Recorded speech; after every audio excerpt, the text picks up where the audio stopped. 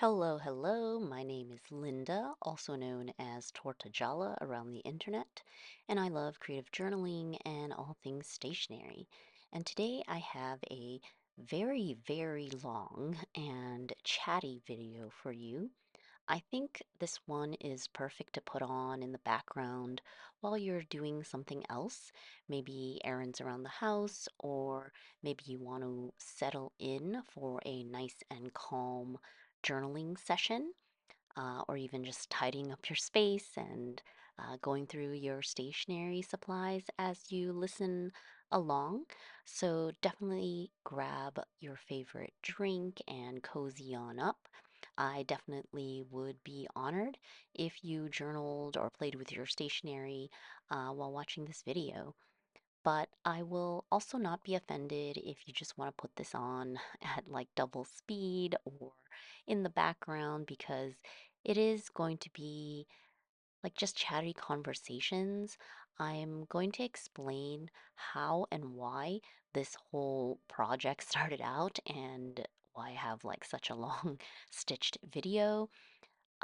But I will also go through a lot of like stationary thoughts and consumerism thoughts, personal creative thoughts, just a lot of chattiness. And so I'm basically going to be talking your ear off. So thank you so much for being here. But if you just want something playing in the background and you want to, I don't know, mute me and put on music, that's fine too. It's your choice. I do appreciate any and all support that you can give me here on YouTube. It's always welcome. So, while I was editing this video, I had this crazy idea of how um, this long, long video could be running in the background of like a TV series show or like a cafe or something. That would be so cool. But often in those situations, like there's no sound. So you just see like a random video in the background that goes like on and on. Just while I was making this, I was like, ooh, that would be interesting. I know it's so random. It's like weird, doesn't make any sense. But yeah, these are the things that pop into my head at times. But getting back to today's video, essentially, I am making my own planner of sorts. Um, Really, it's a glorified handmade notebook. I'm going to be stamping all 365 days, one date per page. So you're going to see like the whole setup, just like my hands and working on this notebook. It's going to be a lot of continuous stamping and flipping of pages here and there. That's the gist of the video. I originally thought that I would just record like tidbits of the process and eventually, speed these things up when I made the video to share the final product. But once I got started, I had everything laid out on my desk and I sort of left it there because this whole process did take like the actual days that it took. It took weeks because I wasn't working on it continuously. It was just like little tidbits here and there. So I left everything on my desk to be, continued. But once I got started, I just ended up recording everything. I had my camera on top. It's like an old phone. So every time I came here, I just pressed record. So I created this notebook in many different sessions and all different days.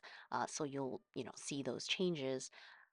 And so it was pretty much spread out through weeks in the month of November. And yeah, I just left everything on my desk. And whenever I had a minute, I just remembered to press record and continued on. There were definitely times that I was interrupted or distracted because of my kids. I have three kids, and the youngest is a toddler. So there's always like, you're always going to do something. But there were a couple times where I did have like a long session and I stamped like a whole month in a row. I was pleasantly surprised that Like if I just set things up and I don't need to do anything else, obviously, I can leave it all on my desk and it's pretty easy to press record and at least capture like the footage without issues as long as I remember to press record. Um, yeah, so this time around, I actually do have like all the footage. And instead of speeding it up, I just thought it would make such a nice, like long, long video of just doing things, creating stamping. And I do know that some people enjoy really long videos. I actually do as well because there are times where like I just want something playing while I do something else. And I don't want to have to like keep searching for a new video because, short videos like only 10 minutes or something. So I do appreciate the long videos. So that's my thought for why I created this, and we'll see how it goes. And along with that idea, I happen to have so many stationary thoughts like on my mind and it just seemed like a perfect match to like put all of my like voiceover thoughts on top of this footage, and make it, that long video. So of course, you can also mute me, but I guess you can also put on captions if that's what you prefer. But if you're still listening, let me set the scene for how this project came about. If you ever watched any of my old videos, you might already know that I write daily logs. I used to think it was like easy to recall what happened on a particular day, but age, time, I find that I have pretty bad memory, and sometimes I'm sitting there like trying to recall like what happened that afternoon or when was the day that so and so pass by or what did we make for, a meal that day, etc., etc. And so, something can be just yesterday or just last week, and I don't even remember what happened. So I have realized that um, writing a daily log, this aspect of documentation and recording things down on paper, so I don't have to rely on memory, it is just such a big help. If I don't need the information, it's not a big deal, right? But when you're looking for something, then it's there for you. In the past, I would, waste time like scrolling on my camera roll or something when you're trying to like sleuth out what day something happened, like what the date was. So that's why I think that having a central place, like a daily log, but like a very rapid kind of daily log to refer to is just so, so helpful. For people who are like classic bullet journalers, I think that's what you do, right, in your daily logs, more or less, even though it is a capturing of many different things because it might be events, notes, journaling, tasks, like everything's all mixed together. In my case, I am really just doing like one or two word or a phrase, um, like bullet point style so that when I look at the log at that day, I know like what happened basically more or less. And some days are more detailed than others. It just depends on what I decided to write down. I have tried doing this kind of thing years past when I had a Hobonichi cousin in the timed like weeklies layout. It seemed like a good idea to log out the events with the timeline provided. But because the Hobonichi cousin was a memory keeper for me in the daily pages, I tried to make the weeklies like pretty and I just could not keep up with it because it was sort of doubling up too much work, you know what I mean, in terms of daily memory keeping as well as weekly. There was that pressure to make it pretty, visually appealing, and I always gravitate towards that because, I mean, we have all the supplies, we want to play with our stationery, so it's always like you want to use, a sticker or stamp or something. But really, it defeats the purpose of what I actually use this daily log for. Um, it is supposed to be extremely quick and easy to keep up with so that I have the information. I really don't want to archive it because using the information in the log is what I would then take to, my memory keeper or my other journals and things like that that I do archive.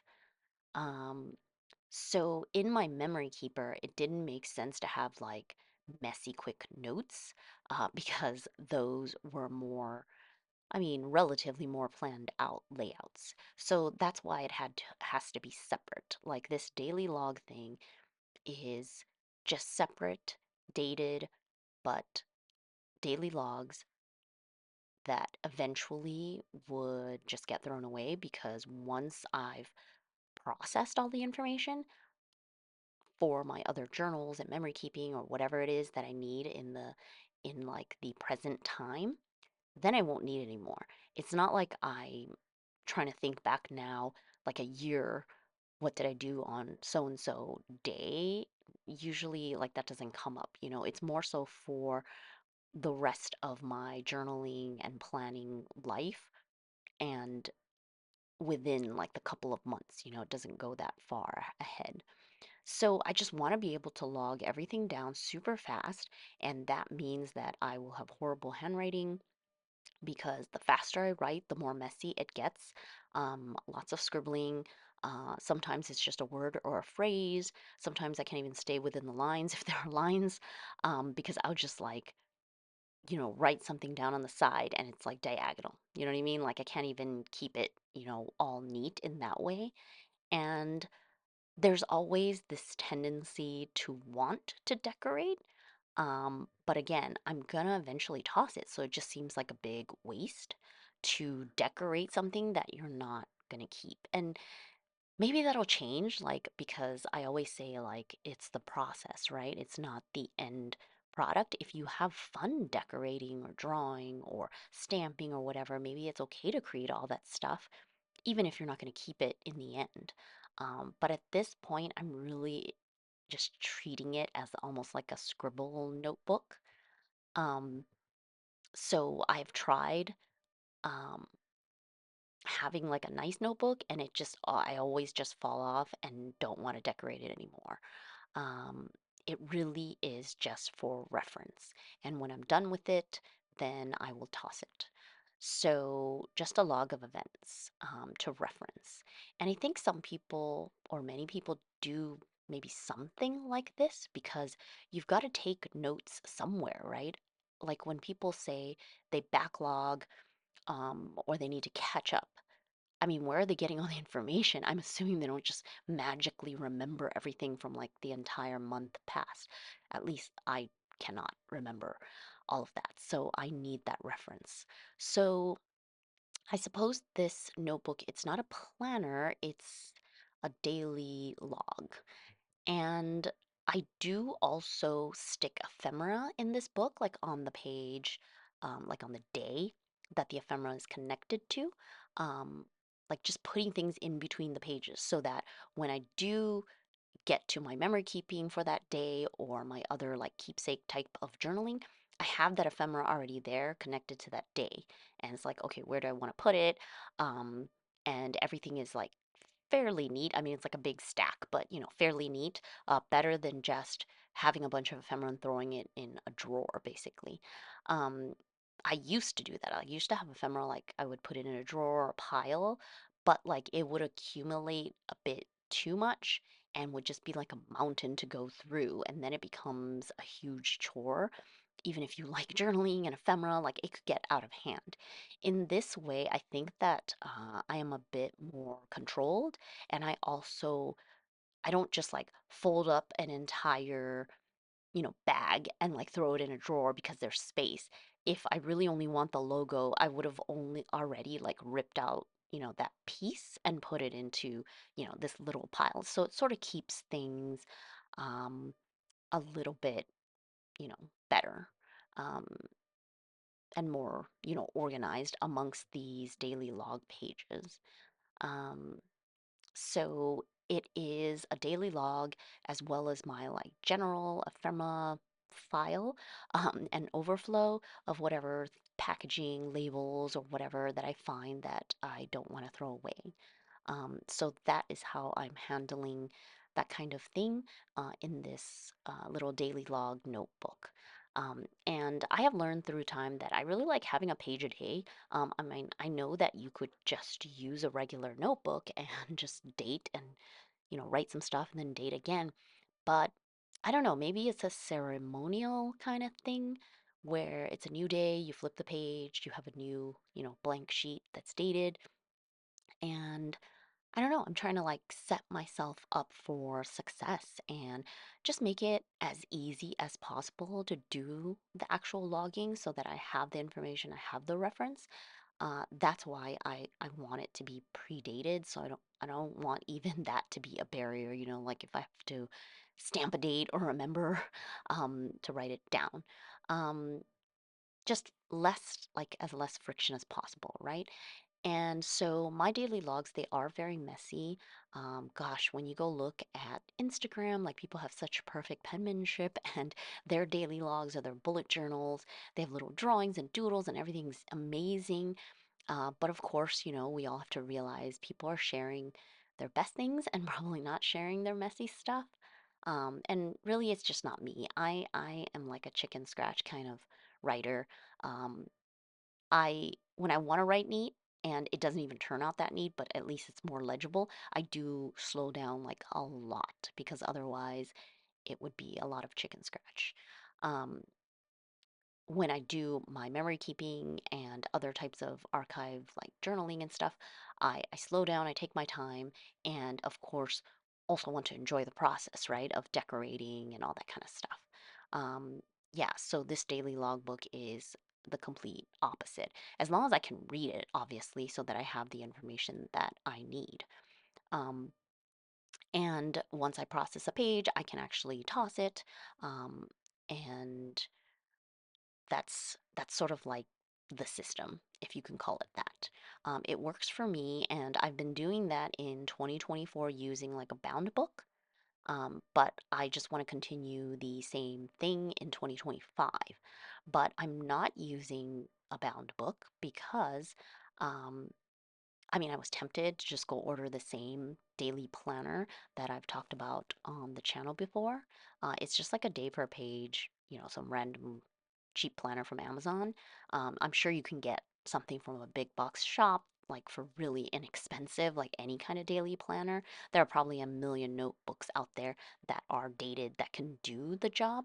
So, of course, I contemplated just buying something that I could use. But I realized that I do not like the bound book because I keep this log open on my desk at all times. It just makes it easy, to actually fill out. It's like in my face, readily accessible. And I don't take it anywhere.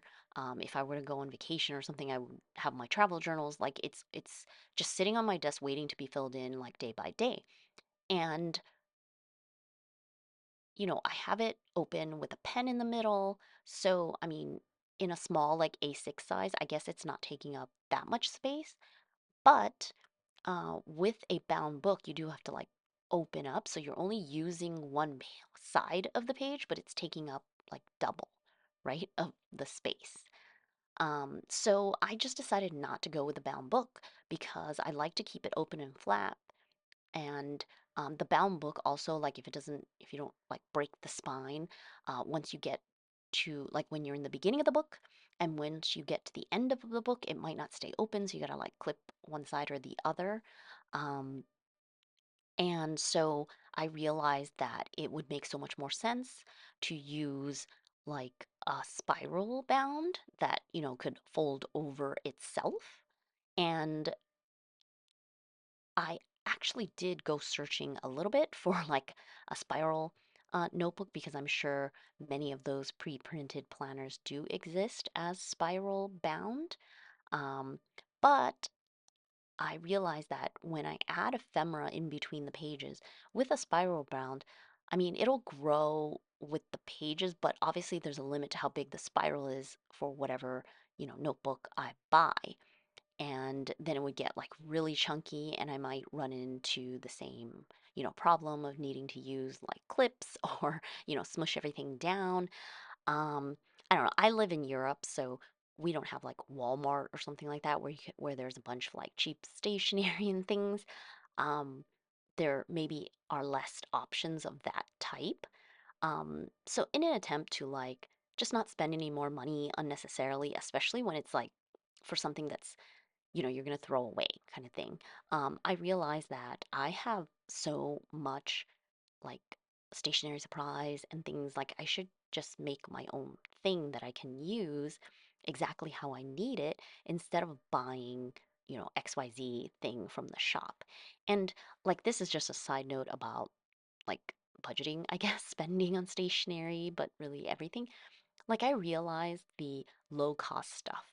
It's very easy to fall into that trap, right? Where it's like, oh, it's just $5, $10, $20. Like it's not that much, of course, for that one little purchase. But if you do that every single time, I mean, think about it. If you were to spend $20 a week, like a whole week, 52 weeks times $20, that's over $1,000 a year that you're spending on random things that are not that important because they're low cost?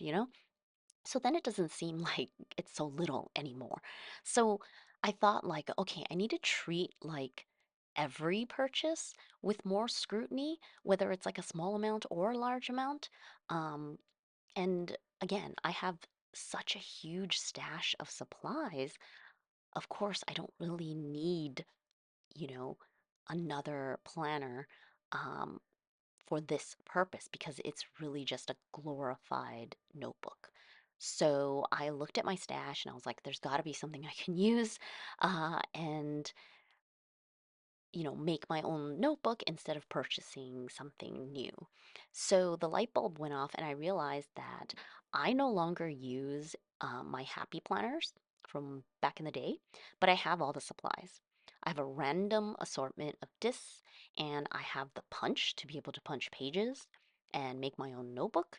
And of course, there is absolutely no shortage of paper in my stash, right? So, of course, why don't I just compile 365 sheets of paper in discs, which allows me to fold over itself like a spiral bound notebook, and I can just make my own logbook with the supplies that I have. I have so much paper, and really, in the end of the day, it's going to do the job.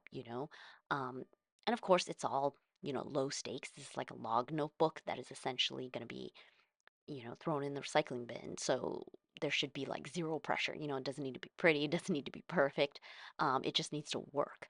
So that's what led me to start this project. I came up with the idea to stamp the date on the top of an A6 size paper and make a 365 daily log notebook on disc.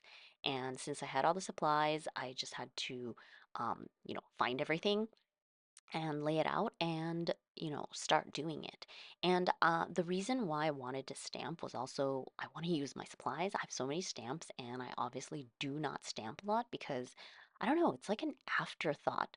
And maybe it's because out of sight out of mind, like everything's in a drawer, like so if I don't specifically go to that drawer, it's not like on my desk. And I do find that I always go to stickers before stamps. But in this case, I definitely did not want to use stickers like date stickers or even print my own. I also have sticker paper and a digital cutting machine, so I can make my own date stickers. But I didn't want to do that because if you add stickers to the page, it's going to create like that extra layer and it'll bulk up all the pages. It doesn't seem like it would be a big deal, but obviously, when you're doing it on every single page, it's gonna be a problem. So, stamping sort of eliminates that whole problem because stamping is truly the thing that it's just adding a layer of ink. So, will not, change the bulk of the pages that you have. Um, my only problem in this whole process, I guess, is that I don't have discs large enough to hold 365 sheets of paper. These are all like a variety of scrap papers. I do use some like of the thin Tomoe River paper, because I've cut up like old notebooks before. I also have like the Kimbor Basho paper, because it's just like cut-offs from old notebooks and just random things that I have. But there's also like regular paper, so it's pretty thick. And yeah, 365 pages. I don't have discs that big, and I don't even know how big. Like it would probably be not that easy to use. So I did have to split up the months into different stacks. Um, and I was like missing discs too after the fact, but that's okay. I think it'll be fine because I probably would be using like a couple months, and then I probably would have processed some of the beginning months already and can toss those and then just keep adding like the new ones. So I think it'll work out. I realized after finishing all of this that I could maybe just have punched holes and like, I don't know, strung everything together with like a ribbon or something. But of course, it wouldn't be very smooth like when turning the pages. And I don't have a binder that's that big either, but I suppose you could um, do that as well. Although a binder would take up more space again if you had an actual cover. But if you just had a bunch of pages and punched holes and tied them together, but yeah, I don't think it would turn very well. So I don't know. Discs I think are very useful for um, this case. So we'll see what happens during the year when I actually use it. And during the month of November, there was just a lot going on, personal life as well as, world events. And I really enjoyed just doing this project, like zoning out and stamping and, having like this task where like it's easy and you just keep doing it, monotonously. It was actually, um, like, it was actually something that was relaxing to do. So I jumped into the project without, you know, much planning or pre-planning. It was just like I decided I was going to do it. And I was like, oh, I'm going to do it now, because I did want to get it done before like December holiday season.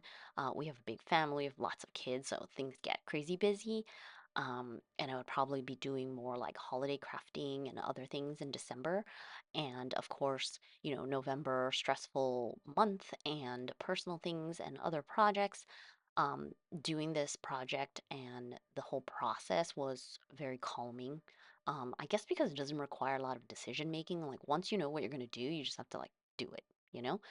So it kept my hands moving and creating something. And yeah, that just helped with the anxious feelings and, stress kind of thing. And this project was also spurred on by the fact that I also had a lot of papers to be used, like scrap paper or half used notebooks. And it was just in a pile because I don't want to, throw it away. Half sheets, leftovers, um, things I've ripped out of, old notebooks or whatever. I usually don't throw something away if it's like perfectly fine to be used. Or not really throw it away. It's recycled. We recycle our paper. But yeah, I just had this corner like kept piling up. So this was the perfect project to also use a bunch of that paper that I said I was going to reuse. So here in Europe, we have A4 sized paper. And so half a sheet will make two A6 pages. So it really worked out well for all the scrap papers that I have. I am the kind of person who will like cut off the blank half sheet of paper that isn't used and put it in this pile. So that's why I had so many pieces of paper to be used instead of, directly tossing it into the recycling bin. And I also had some other like smaller half-used notebooks. So I also use some of those pages, random pages, also because I know that in the summertime things change drastically for our schedule, so probably need like less room. The pages can even be smaller. And the cool thing about discs is that you can put smaller pages in. They don't all have to be the same size. Like it's it works with anything as long as you have at least like a couple, punches to attach it to the whole notebook system. So I don't know about you, but if you do like a stationary inventory or audit, like of your supplies, it will really open your eyes, right? Um, because I'm sure you're going to come upon things that have been sitting like in your storage or in your shelf unused for like a long time. Like it doesn't seem like a lot, and then you're like, wait, how many years has this been here? Oh my gosh. I'm so not the girl that can do a strict no spend, at least not for long periods of time. Like, I can do it for a month if there's like a challenge or something like that, but I find that at the end, then it backfires because you've been deprived and you haven't spent for the whole month, and then you're unleashed the next month, and then things go crazy. Um, it doesn't mean that I want to like just give up and recklessly shop. I just mean that I don't like that idea. I don't think it really works to improve um like habits, you know what I mean? I think you sort of have to do it holistically to be more mindful in general, and one, continue to declutter. I hope that I'll be able to destash. I'm not very good at like selling old things. Don't really know how to do it. I mean, I understand what you're supposed to do, but you know, it's a whole thing. I feel um it's almost like I have this fear where like someone's gonna buy something and then they're gonna complain about it, and then I'm gonna feel so bad because I'm always so apologetic. And like I don't know how I would deal with all of that. You know what I mean? Like it's another kind of added stress to be responsible. Um, when you're selling things, I don't know, maybe obviously I'm like overthinking it because people, destash stuff all the time. I should be able to do it, but yeah, that's definitely a future project. But in this whole process, I basically went to the paper stash, took out all the papers, cut them to size, punched them, and put them into, the discs so that then I could just go through and stamp. Um, I thought it would actually be cool to group like at least a month like similar pages. So like January might have similar pages and then February has similar pages. It's sort of nice to have that delineation since I had like different types of paper anyway. So there's like a visual change month to month. Um, and again, I already mentioned the summer months. I know that the log might be more neglected. We might be traveling. I don't even know if I'm going to use it. Depends on what's happening. So I use like smaller pages that I happen to have in my stash as well, because I predict that I will just have less to log or whatever. And when we're on vacation, I would be using my traveler's notebook. So of course, I'm not going to duplicate like logging or anything like that if I'm already journaling daily for travel journaling. But I just want to have everything ready um, if it's necessary. Uh, in the end, everything is going to be recycled anyways because we are required to do paper recycling actually. Um, so, when I had all the pages ready, I left like the stamps and the inks out and just kept stamping whenever I had a chance. I'm using the Tsukineko Memento ink in rich cocoa color. It's like sort of brown, um, because that's what I have. I think I only have black and brown. Um, and I don't know what is actually suitable ink for the papers that I have because I have such a big mix of papers, which I guess is why I'm just using one side of the paper, because then I don't have to worry about like the, ghosting or bleed through or whatever. Plus, it's just, again, I like having that like page per day where you can just like flip the page and start anew. Um, and you'll see that when I'm stamping on um, some old Tomoe River paper. I noticed that it reacts completely differently than some Kimbor Boschwan paper that I have, and then other papers as well, which makes me realize, obviously, Kimbor and Tomoe River, they're not the same thing if they're reacting differently to the same, you know, stamping ink. Um, but yeah, that's just a side note. But I sort of realized that because a lot of people think that the Kimbors are made with Tomoe River paper, but it reacts so differently that like how can it be the same paper, right? Um, I don't think they're the same thing. I just think that the Bosch one paper is like a dupe, right? Like obviously it's their version of a thin coated paper that fountain pen users supposedly can use, and it has to be thin because they're making like daily page notebooks, and they don't want it to be like that fat kind of thing. But yeah, that's another stationary nerdy topic for another day. But I noticed that when I was stamping because I could, you know, every single piece of paper that I was going through. The alphabet stamps that I'm using, they snap together so you can form a word to stamp like a phrase or something like that all at once and keep it straight. But I only have one set of the alphabet, so of course, if there are double letters, then you're gonna have to do it in parts anyways.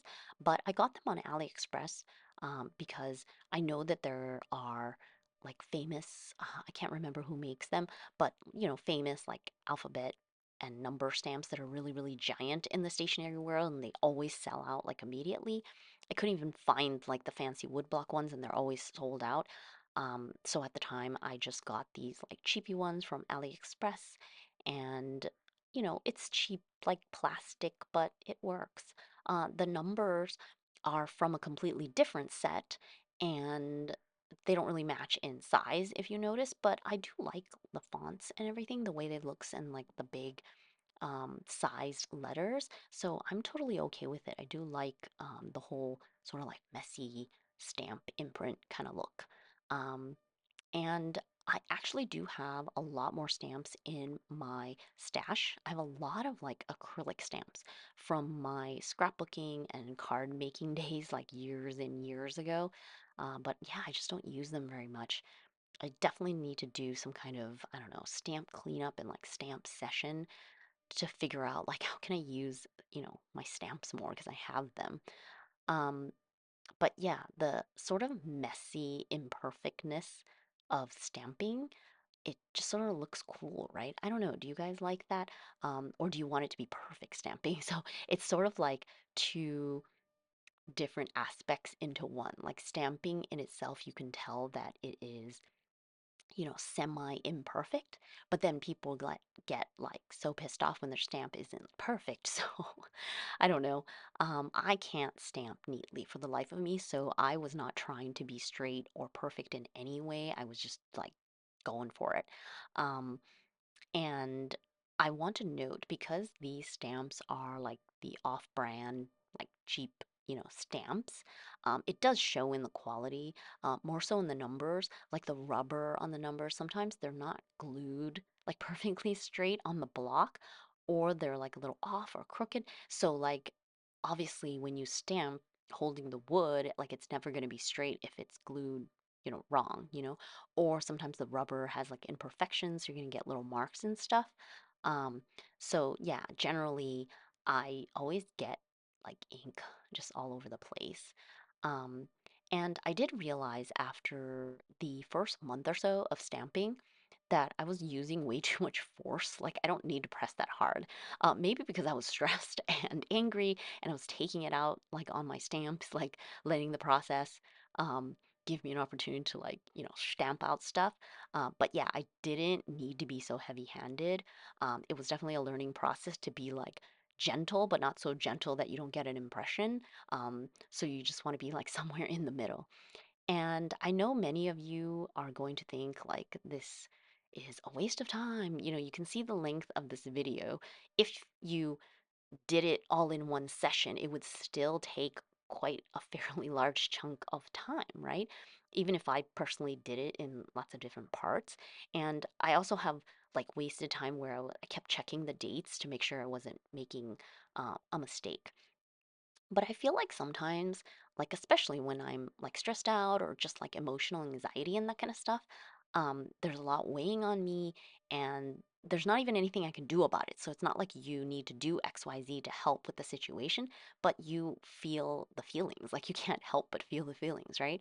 So during those times, I really like to just like move my hands and do something like an easy craft thing, especially, or like how people like to sit down, watch a movie, and like cut out, their pet tapes, or cut apart collage sheets, or like just organize their stationery and something like that. Like there's just something calming and almost like mesmerizing. Like you still get into the flow, doing something simple and straightforward. I think that it can be comforting. So I leaned, all the way into that. You notice like sometimes I did spend like time counting pages in between or like sometimes my mind was just like off and I was like, wait, what number did I just stamp? And I had to like go back and look and then continue. So it was like off and on like that. Um, I was just trying to be careful that um, there weren't like major, mistakes. I mean, I know mistakes can happen, and I think it did happen. Like at some point, I stamped something wrong. Maybe I restamped it. I'm not sure. Um, but I'm not like crazy worried about it. I think it's sort of funny. Like, um, if I come up on a date and it's a mistake, then I'll just be like, whatever, just scratch it out and, fix it and move on, because this is like a working tool, right? Like it's going to be messy, it's going to be crazy. It just needs to be functional. So it's fine. Everything is fine. I sometimes I was actually like checking a yearly calendar like on my phone to make sure I had like the right amount of days as well. So, um, yeah, I it's not a big deal if I make a date mistake, but while I was going through the process, I did like try to be as careful as possible. Um, and we'll see what happens. At some point, I think that I do need to go in and maybe write in all the birthdays and holidays and stuff just to like start things off and get ahead of time. But I don't know, maybe I don't need to do that. Maybe that should be part of my like morning routine when I check my planner, like my actual functional planner, and then like when I do my daily log to write the things. I don't know. Maybe I don't need that kind of information. But we will see what happens when 2025 actually starts and I actually start using it. Um, in my current like 2024 version, it's like a bound notebook. So I did write in all of those like high level dates at some point because I don't know, it doesn't really take me that long. I guess we don't have that many, holidays, birthdays, like that kind of stuff to note. But yeah, we'll see what happens. I do realize, by the way, that I am only stamping the three-letter like month and then the day numbers, right? So it's sort of missing like the year, which I mean, I don't think it matters if I already know it's for 2025, but it's missing the day of the week. So like Monday, Tuesday, Wednesday, there. So I might just write that in like as part of the whole, you know, forming a good, daily habit and setting things up and starting off my day on the right foot kind of thing. Because I don't have a stamp, or maybe I do, and I just haven't found it in my stash. But yeah, I didn't really feel like going back in and doing that. I really like the big bold letters. I think it's so cool. I should really do this more just for like other types of journaling, right? Because it just looks cool. I don't know. So we'll see what happens when I actually start, like in 2025. Will I miss having the day of the week there? Or while using my, functional planner, would it not matter? Um, and, I don't know. We'll see in real time, like what happens. But yeah, the big stamped date on the page, I know it takes up a lot of space, but yeah, it just has that minimalist vibe, like bold, but minimalist. And I can't remember the brand. And maybe there are different versions that exist, but there are like 365-day notebooks out there where it's like a notebook with 365 pages and each page just has like the number printed but really big. So like 1 2 3 all the way to 365. So it's not specific to the year perhaps. I think it's a really cool idea. Maybe not so much for planning because you don't have like actual dates in there, but for like year-long challenges, like any kind of habit or creative art challenge, like collage a day or whatever it is that you want to do like daily. Those seem like really, really cool notebooks. Love the style. Even like writing a day, a poem a day, a haiku a day or something, doodling, obviously. But yeah, a very cool idea. There are many possibilities. And of course, you could make your own as well as I'm doing here. Um, yeah, for me, I'm obviously just using this for a very mundane daily log that I'm not even going to archive, but you definitely can create something that is cooler and better and, for keeps. Um, the fact that I know this book and these pages are not for archiving, I do feel very free. And I don't need to be neat. As long as I can read the date, it's fine. So there is like this really light, fun sense in like creating this and using this. in some cases, I think my papers were like ripped or had like a corner ripped off, and I was like, whatever, it's fine as long as it can do the job. The imperfections, like it's not a big deal. So this notebook is going to sit on my desk, and it doesn't really need to be like it's not going to be thrown around. It's just flipping pages on my desk, so I'm not worried about it falling apart or anything. While I was like creating this and before when I was planning to do this, I did contemplate buying one of those like old Rolodex kind of calendars. You know, the ones that have like two rings and then you like flip the page. Um, I don't know what the name is, but it's like an old school desk calendar. I feel like it's from like 80s or 90s or something like that. Like at a glance, daily calendars. But again, I was just trying to avoid purchasing anything because they do exist. Yeah, I think you can get them on Amazon or something. But yeah. But on the topic of shopping, um, just this past month, I have been so close to checking out another planner and buying things that I don't need. Um, it's just so easy. Like when you see something and it sparks like ideas, and there's so much excitement, and people are showing like how they're using it, and it's so beautiful. And when you have access, like if my usual stationery shop where I buy things stocks a particular planner or items that often can be hard to find if you're like somewhere else, there's that scarcity aspect, and I'm finding myself automatically thinking, oh my gosh, should I get it? Should I get it? What can I use it for? Because like I'm trying to find an excuse to get it. And I don't know. It's happened so many times with so many different things, not just planners, but supplies, stickers, all the things that I cannot stop myself from buying in the stationery world. I really don't need any other planner or anything because, um, I mean, I only have one planner that is for functional purposes. Everything else is a journal. So I really don't need another journal given that I have so many already and have plenty of notebooks that I can use. So I've had to stamp myself out of, these types of excitements like many times over.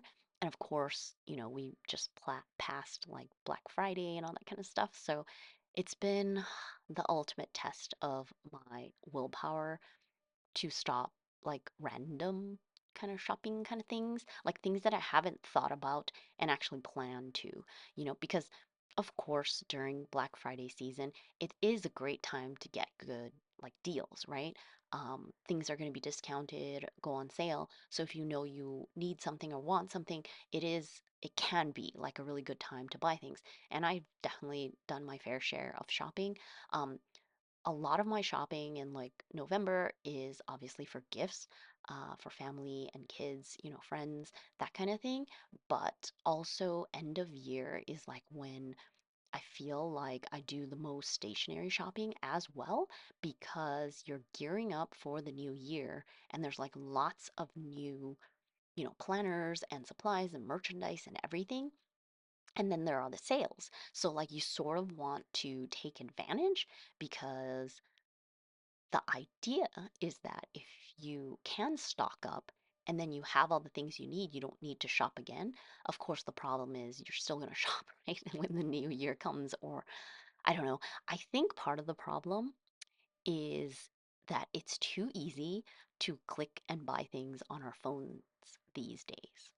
Like we will see something or, be notified of something, um, and you can check out like in, 10 seconds kind of thing. It is so easy as compared to, olden days where you have to actually physically go to a shop and get something. And I definitely miss, going in person to shops. Well, it's a double-edged sword. I miss it for the experience of getting to like see things up close, see other people who are also looking at stationery and all that kind of stuff, the experience. But then sometimes when I do it, if there are like too many people, then I'm like claustrophobic, and then I'm like, oh, I don't miss shopping in person because there's too many people, because we are so used to doing things like digitally, ordering online. They just like, you get all this mail, just pops up. But I have realized that I need to, limit social media or know that when I'm going on social media, it's because I want to comment or interact or something.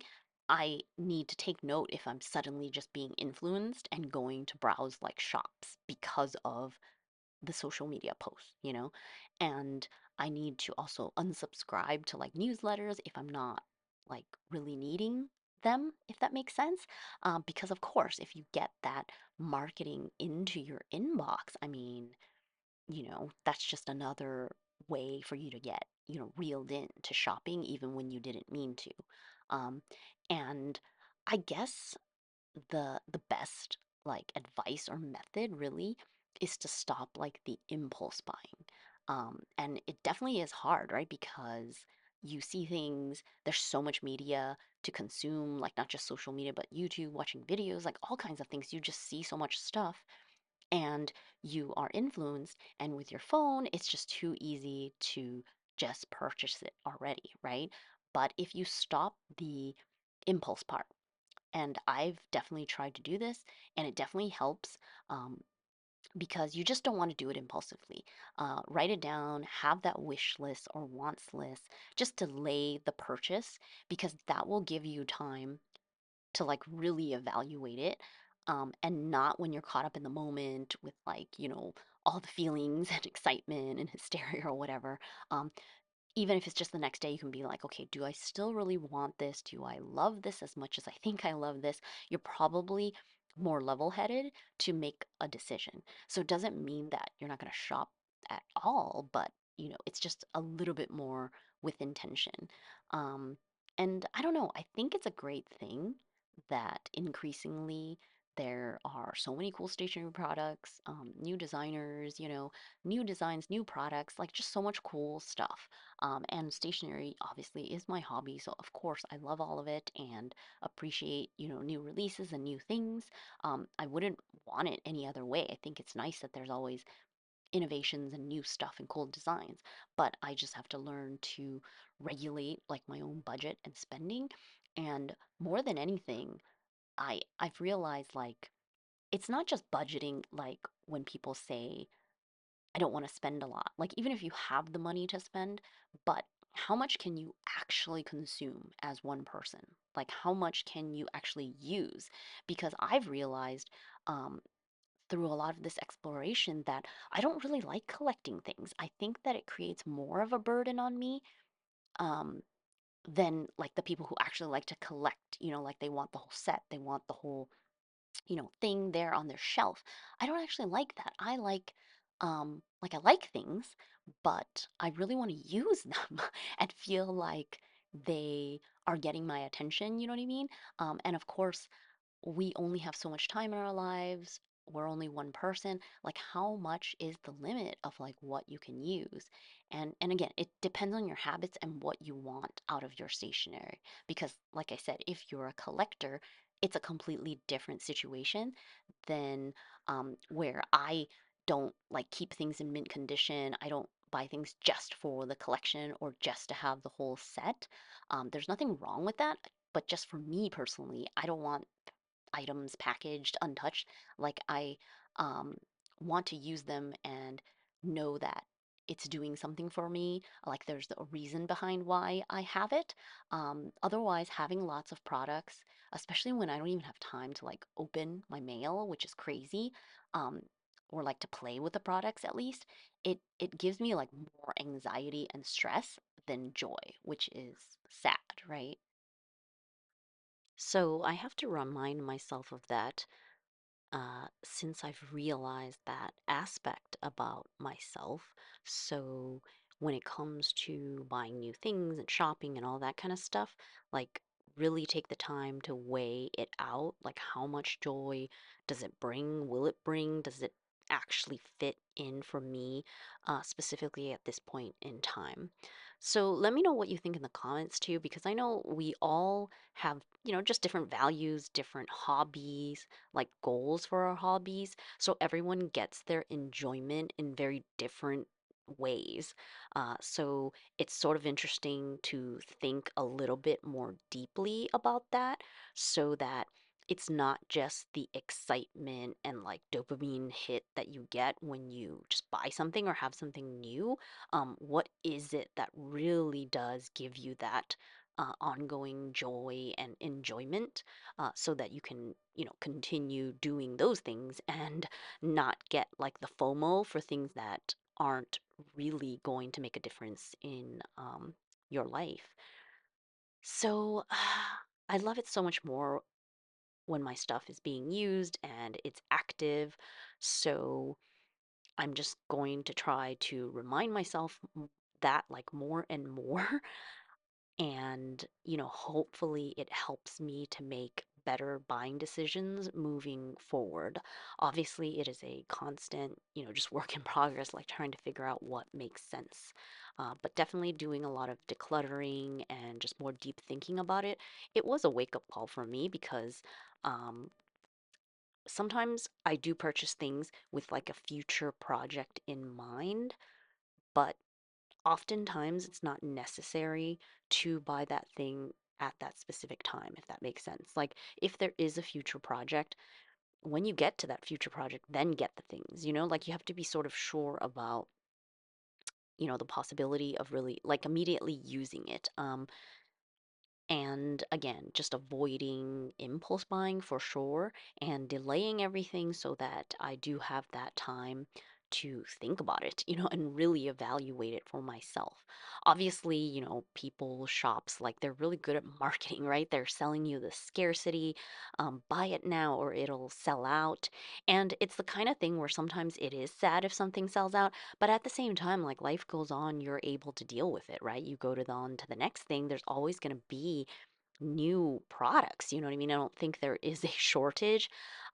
So again, there might be instances where you really want to pay attention and you want to take advantage of getting things at maybe a discount or something like that.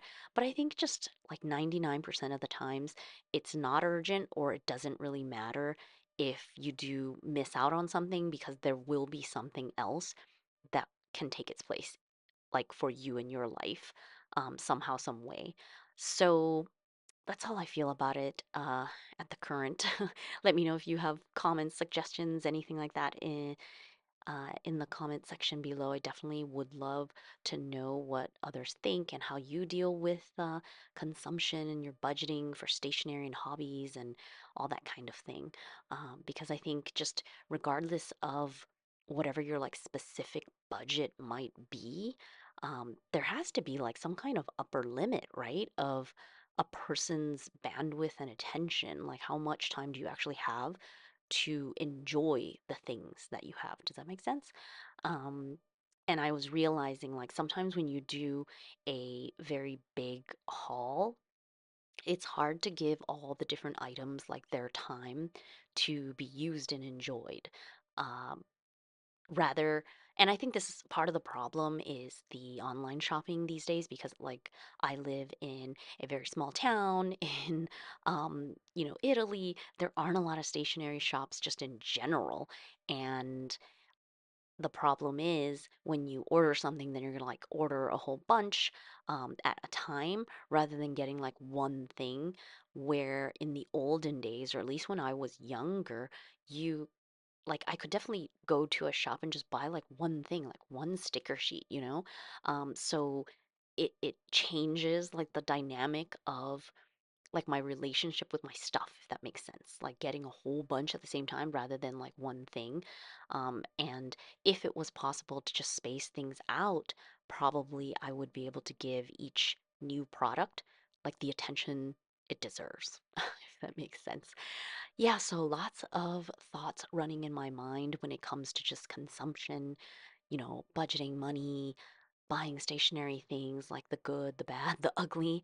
I'm definitely always curious about these kinds of topics because I think before people did not used to talk about this, and now it's more of a topic. Maybe because consumption has become such a problem for many people, but just in general, in any hobby or all hobby, we want to enjoy it, but there has to be a limit, and it's like, how do you, I guess, control yourself in a sense? Yeah, so lots of those thoughts. But um, back to this stamping project, putting together these video clips, it did make me realize it took obviously a big chunk of time to like make this notebook, cutting of paper and all that kind of stuff and stamping. Obviously, if you have kids or if they're old enough, they can even help you do a project like this. Any kind of, sort of craft project can be done together, which is really nice. And a lot of people like to do things like this while they're watching like movies or TV series or something like that. So I sort of thought about how cool it would be to get together with stationary friends and everyone's like making their 365 book log or daily log or stationary notebook or something like that. I think that I do miss that interaction with real people, just chit chatting and doing stuff, which is part of the reason why I also want to experiment with these very long video format kind of things because the idea is like doing a stationary crafternoon session or workshop or like, cafe journaling kind of thing. But like if you don't have anyone to actually do that with in real life, how else can you do it, right? I suppose it could be a virtual thing. And maybe that's why people also like to watch streamers online because you can sort of do your thing while they're doing their thing. And it's just like chit chatting, even if it's virtual, but at the same time. I currently live in Italy, even though I am originally from Los Angeles. But ever since moving here and becoming a mom, and everything just got consumed by, motherhood and all the, adulting and changes in life.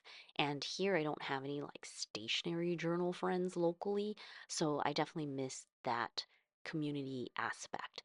I like my friends back home, we definitely have like similar interests, but we weren't necessarily like super in like we're not a stationary group or anything like that.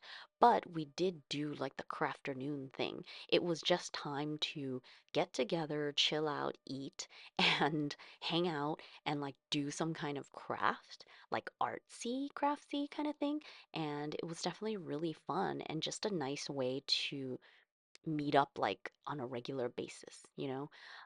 And I know that digital interactions, of course, cannot duplicate, real life and community, real world kind of stuff, but it could be just an alternative until you can get to those real life events and things like that, right? Workshops, or that's why people like going to like stationery festivals and pen shows and things like that because you can interact with people that love the same things that you love. Um, with my kids, I definitely do some like journaling and crafting, but not everybody is as interested, of course. And my youngest is still a little bit too young, so there's still some time to go before we can really do, all of us together, like journaling kind of sessions or something. Um, so I don't know, it will take some time. Um, and if you didn't know, I'm actually a digital designer. I do graphic design by day, sort of more of the boring, like technical graphic design projects. I freelance, so it's project based and it's not very regular. Um, but for my own creative endeavors, basically all the other time, I'm trying to do my own thing and I love designing pattern papers. I feel like they are the most versatile because once you have a cool pattern paper, you can print it out and you can basically use it for anything that you want, whether it is for journaling, for scrapbooking, for decorating your planner, to create, an envelope, to make something, with paper. So I'm trying to build up my community on Ko-fi. It's an online platform for creators, and basically it offers you sort of like a home base where you can post on a feed that people can follow for free, and then there's also the membership, so then you can post things that only your members can access. And then you have a shop as well, right? And it could be for digital and physical items, but right now I'm just doing all digital since I am like a printables designer. I just feel like it is the easiest way to get designs to another person, and then they can print it out and use it as they see fit. You obviously can use it digitally as well because some people create things digitally, especially now with like digital planners. You can definitely do a lot digitally, even like journal, digitally. So that's what I'm doing there. And I have years of post on Ko-fi because I did start a while back. I originally actually started on Patreon, but then I moved to Ko-fi. If you're a member there, you get access to everything that I've ever posted. So there are hundreds and hundreds of paper designs to download and play with. So definitely check it out if you are someone that likes decorative papers, and you use them in your journaling, your bullet journaling, your documentation, your scrapbooking, um, playing around in notebooks, just all of that kind of stuff. And of course, you can always use them in any kind of paper crafting, like making tags, making, happy mail, that kind of thing. And yeah, I just think that designing pattern papers is just a versatile supply, and that's why my focus has been on that um, when it comes to like the general public. Obviously, one day I would hope that my designs could be applied to, specific products and things like that. I have learned a lot about licensing, but it is a very like long term kind of thing, and you sort of have to know the people. You also need to have like a pretty big library of designs, and I do have a lot of designs, but I'm obviously not in the know, and there's still, lots to learn. So that's like sort of one idea that has sort of been there, but it's not the, how do you say, like it's something that takes a very long time to build up. Um, to be like a very profitable, source of income. Um, unless, of course, you get famous, I guess, like immediately, then your stuff would be, licensed, no doubt. But yeah, um, I'm just concentrating on building up my Ko-fi right now and see if I can create a community there. And I realized that it would go hand in hand with YouTube, right? Because what I should be doing, which I have not yet really, is, if I'm designing for members and posting papers there, I should be sharing stuff here on YouTube and showcasing it and then doing like journal with me's to show like the papers and obviously use YouTube to help, with the marketing of the Ko-fi community that I'm trying to build up. And again, it's one of those things where like I sort of have an idea of like what I should be doing. I just haven't done all the things. And this is where like you like as a creative person, you can create a lot of things, but that doesn't mean that you are good at business or good at marketing yourself and all the other things that are required in making, creative work like an actual profitable, business. So I definitely still have a lot to learn, even though I feel like I'm so old and I've been doing it for so many years. But at the same time, I feel like a novice and like not really knowing what I'm doing.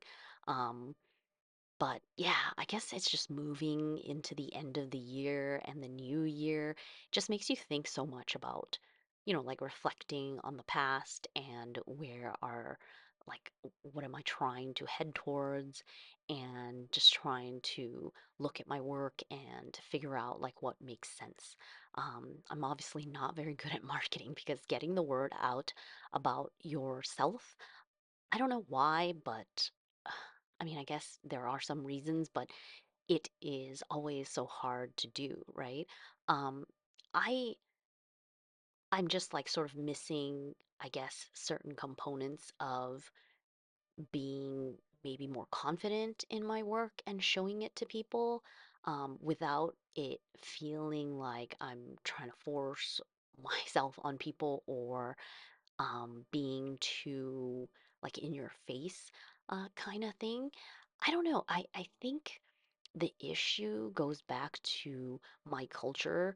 I am Chinese, and just in Asian culture in general, for girls especially, you are taught to like keep your head down, not make a lot of noise, to be modest most of all. So like tooting your own horn is not something that is necessarily encouraged. Um, I don't know. That's just the way that it has turned out for me, anyway.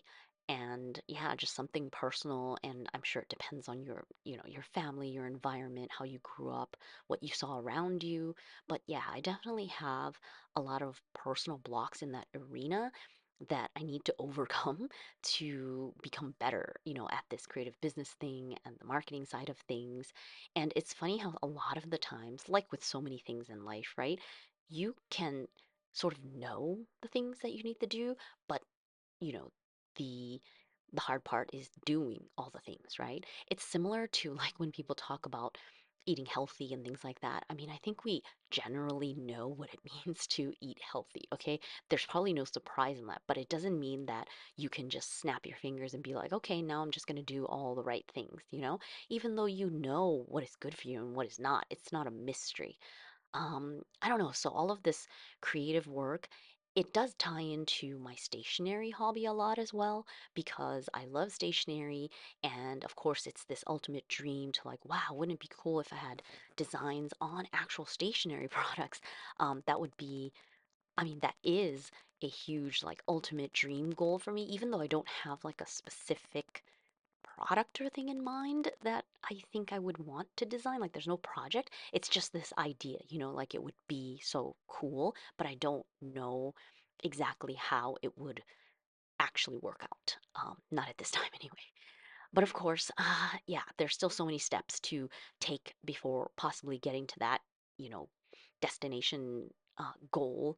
Um, right now, I definitely think of my stationery as a hobby fun thing, but I also want to use all of the things, my planners, my journals, journaling to help me in like planning and thinking about goals and strategizing and taking action to reach, all of those goals. So it's sort of intertwined, right?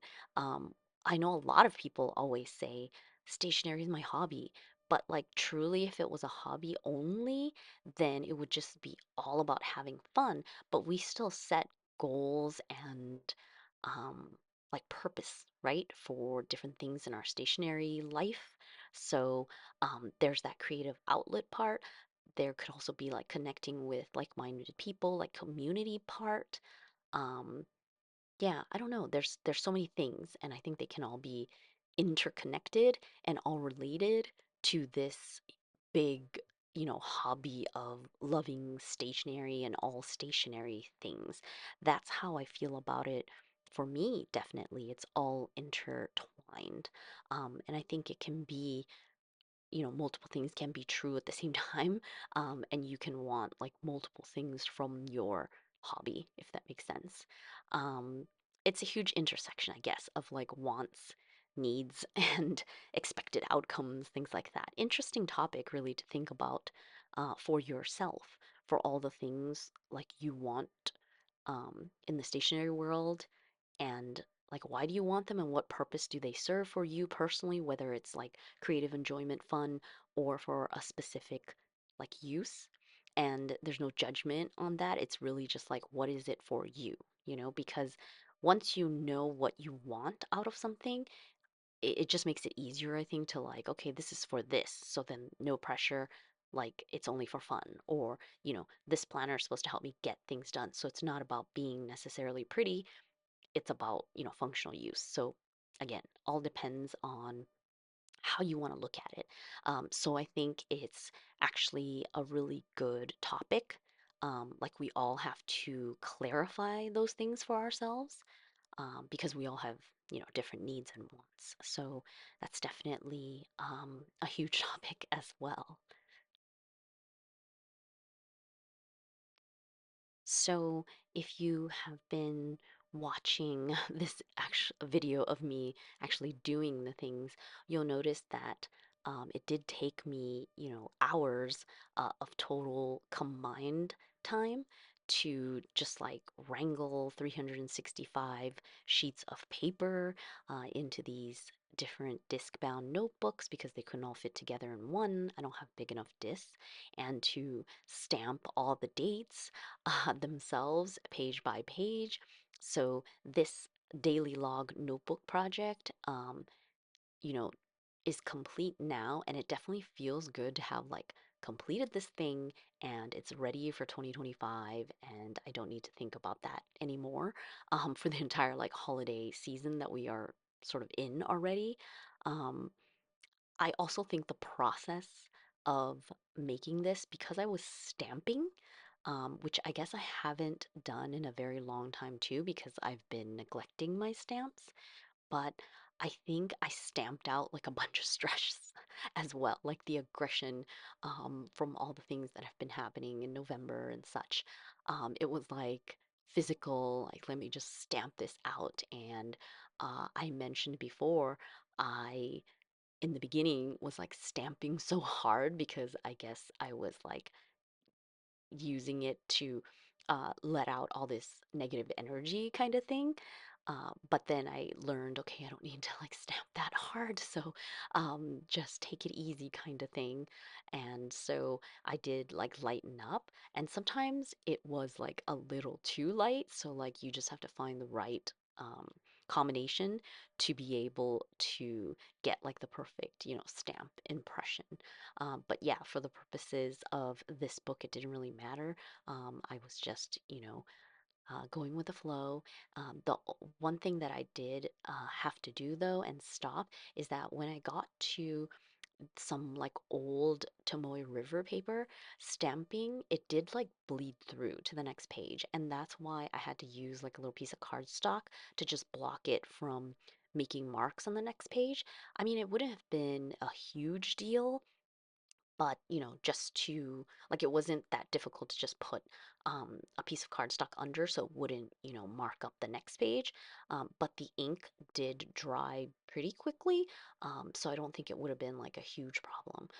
But I noticed that on, I believe this is like original, no, not original, but um it's from a Hobunichi cousin from 2023. So isn't that like whatever, before Sanzin, basically, Tomoe River paper. Um, but I also have some random Kimbor paper. I think I mentioned this before as well. And the Kimbor paper is called like Bashuan or something. And that is from even a couple more years back, but it's very similar, and people tend to think that the Kimbor Bashuan paper and Tomoe River paper are like similar, and maybe they are because they obviously the idea was to create a very thin type of paper that could take, fountain pen and fit like 365 pages for like these daily planners and not become like so thick, right? So they're obviously both like coated types of paper. But in stamping, I noticed that the Tomoe River paper, the stamping bled through like immediately. You know what I mean? Like it really, I mean, major ghosting and ink going on to the next page. Whereas the Kimbor Bashuan paper didn't do that. So it just goes to show, like, if you take those two pieces of paper, two types of paper, and just do a bunch of tests, not just fountain pen ink, but stamps and other markers and other kinds of things, you'll notice that they do react a little bit differently for some aspects. So obviously they're not the same kind of paper, right? I think um, that is something that you can like see readily. Of course, the issue is always that every year when like a planner comes out, even if it's supposed to use the same type of paper, I mean, it's another batch, right? Another manufacturing. Like, you just don't know what can happen and how much variation there can be in paper. I'm sure it's a very complicated process because otherwise, after all these years, I mean, wouldn't people have already invented, like, this is the best paper and everyone should just use this one, you know? I'm sure it's not as easy as one might think to just be like, just make this paper and have it be the same all the time, um, which makes sense because, paper, it's made from some kind of like natural fibers and things like that, right? So there's going to be variation depending on, you know, conditions of the world, conditions of the raw materials, as well as the process machines, all that other kind of stuff. So, yeah, it's just not always the same. But one thing I did realize, the pink paper, not the cardstock, but the pink, like, I don't know if I showed it at some point or you'll see it at some point. For one of the months, I did use like a pink paper, and that paper is from a notebook that I bought here in Italy, from a stationery, like shop. And it doesn't seem, I guess, as rare for there to be like fountain pen friendly notebooks and papers, here in Europe. Maybe more people use it. I'm not sure. But it's definitely like better quality paper to me in general in a lot of notebooks. Not like the dollar store kind, but I mean, you know, anything that is from like an actual, stationery shop or something. So that is, nice to know. And I also have like sort of like a printer paper type, that's a little bit thicker, but it actually is fountain pen friendly as well, even though it's like printer paper, but it just happens to also take fountain pens pretty well. I'm not talking about it being amazingly beautiful or anything like that with fountain pen inks, but that it would take it. Like if you use, fine, um, extra fine or fine fountain pens, like there are a fair amount of papers that you could use that wouldn't necessarily cause problems the way that obviously like just cheap copy paper would be feathering and bleeding, immediately. So that is something interesting to note. And I have been living here in Europe for many years already, but I feel like sometimes I'm still learning these things and realizing like the differences between these little things like US culture and European culture. Just so many differences. I think for a long time, I've always considered myself like, a foreigner.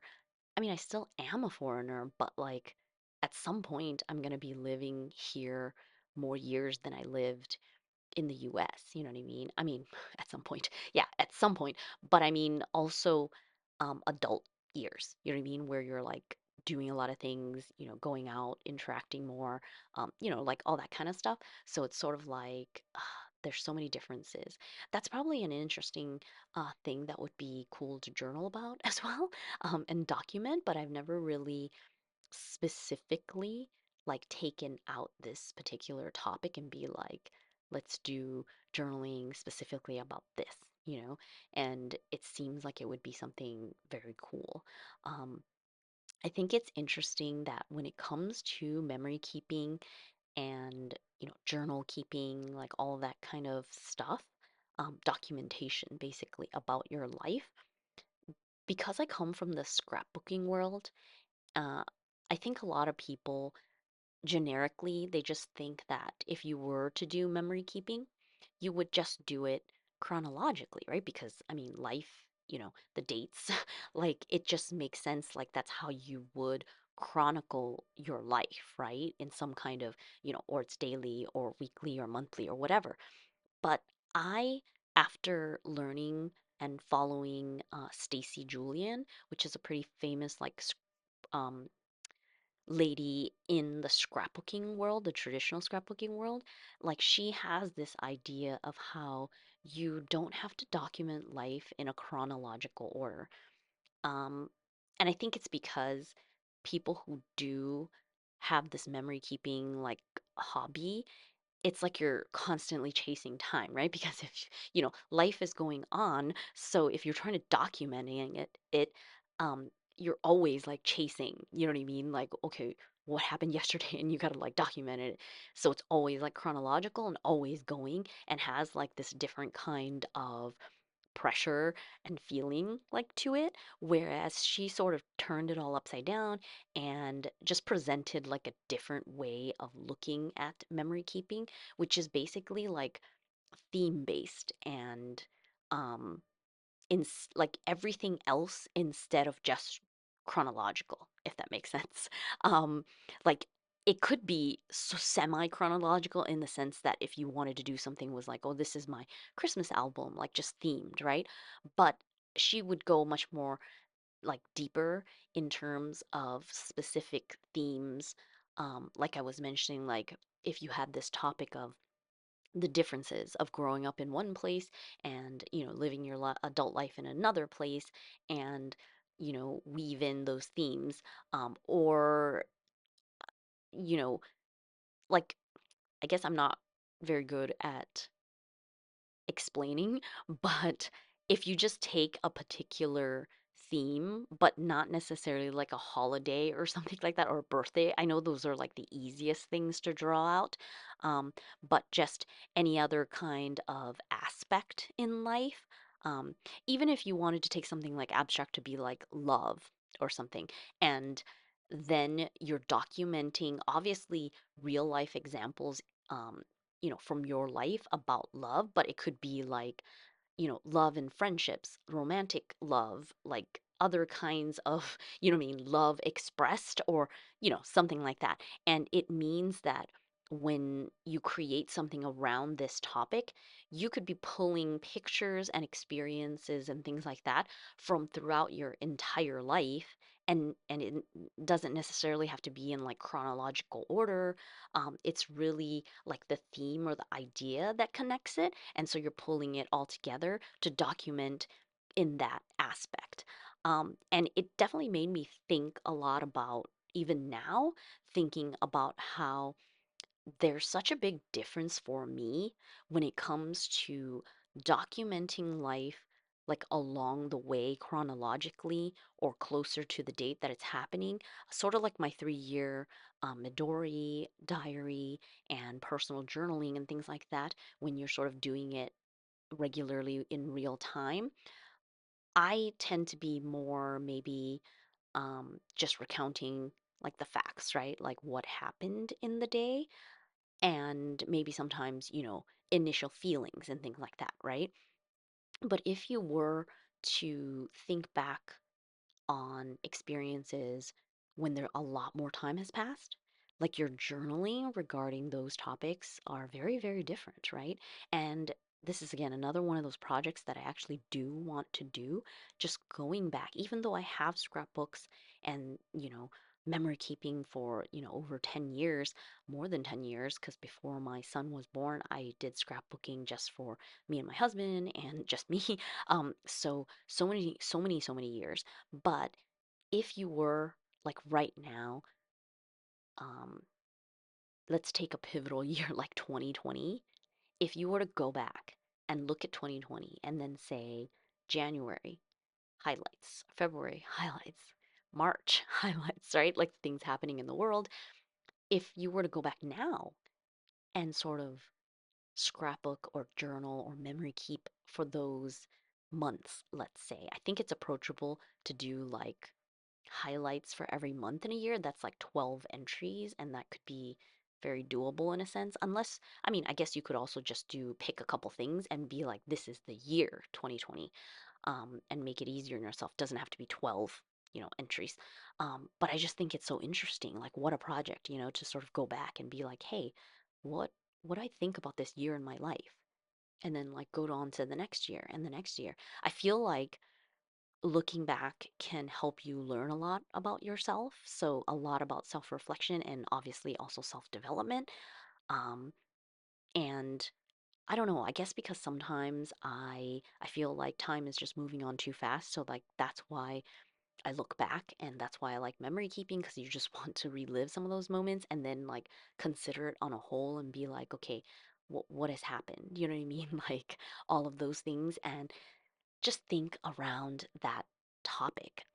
And yeah, it's a very interesting to me, this whole aspect of documenting life and memory keeping, known as scrapbooking to a lot of people, but not so much the pretty part and decorating part, which, like, of course, is very fun to use supplies and stickers and all that kind of stuff and make a cool design and make a cool page.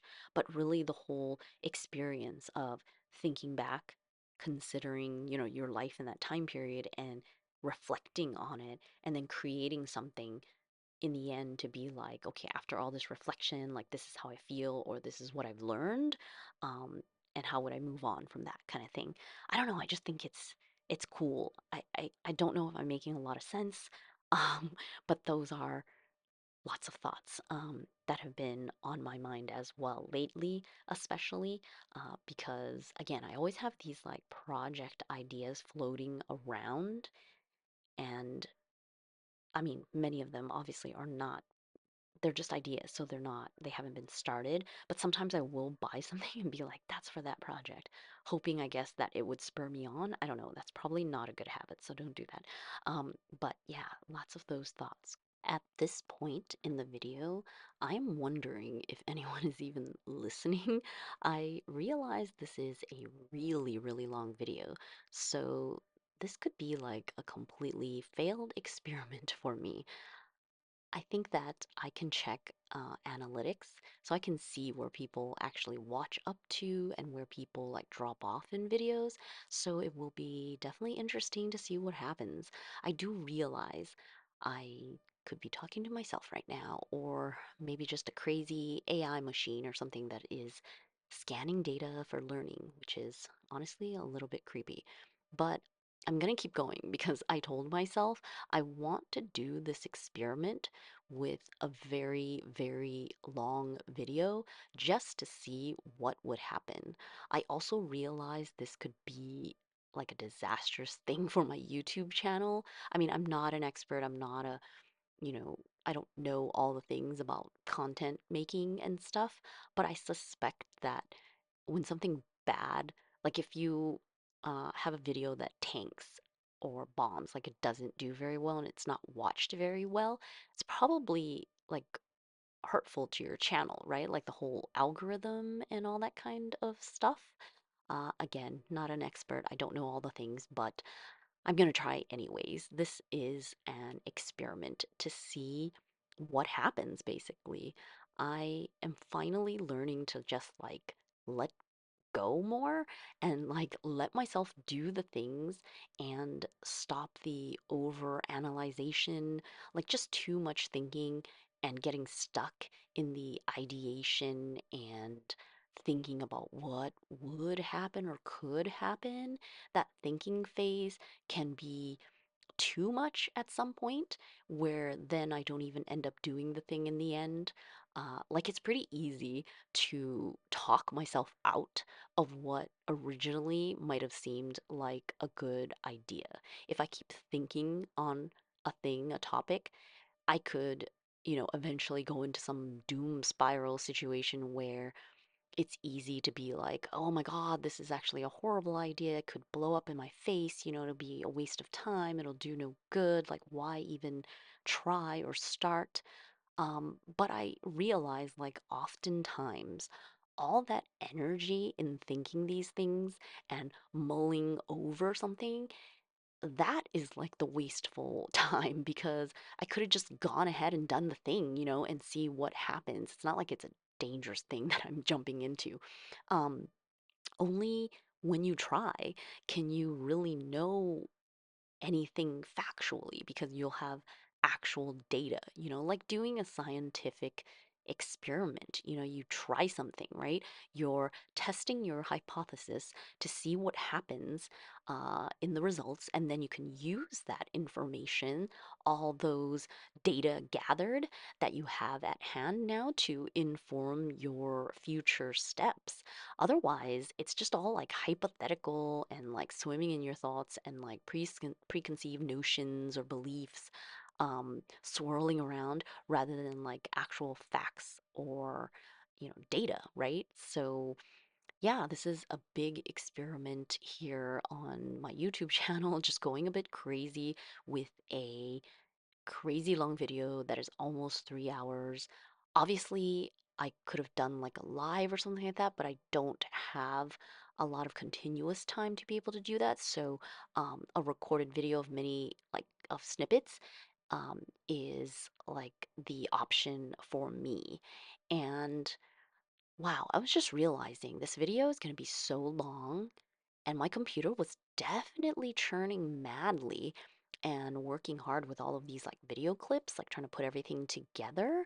I wonder how long it's gonna take to like process and like publish and obviously upload as well. This is gonna be a huge file, right? Oh my gosh, I just realized now. I wonder if it is even going to work or actually export because obviously this is like so many times more than what like a normal video I would make would be. I hope it doesn't get like stuck or frozen and I would have like just wasted all my time doing this. If you're watching this, it means it works, but or it worked. But this is a prime example when I start thinking about an obstacle or issue or possible issue and potentially I could let it stop me even from moving forward anymore. You're sort of like beating yourself down before you've even finished doing the thing, right? But obviously, logically, I need to know like it's better to try and see what happens because I will not know anything until I have tried. I think it's interesting, by the way, that as a parent, I often tell my kids these encouraging things, right? Like you're trying to be their cheerleader, you're trying to teach them good things. Um, you're trying to get them to have an open mind, approach things in a positive way, experiment, figure things out, try even if you fail, it's not a big deal.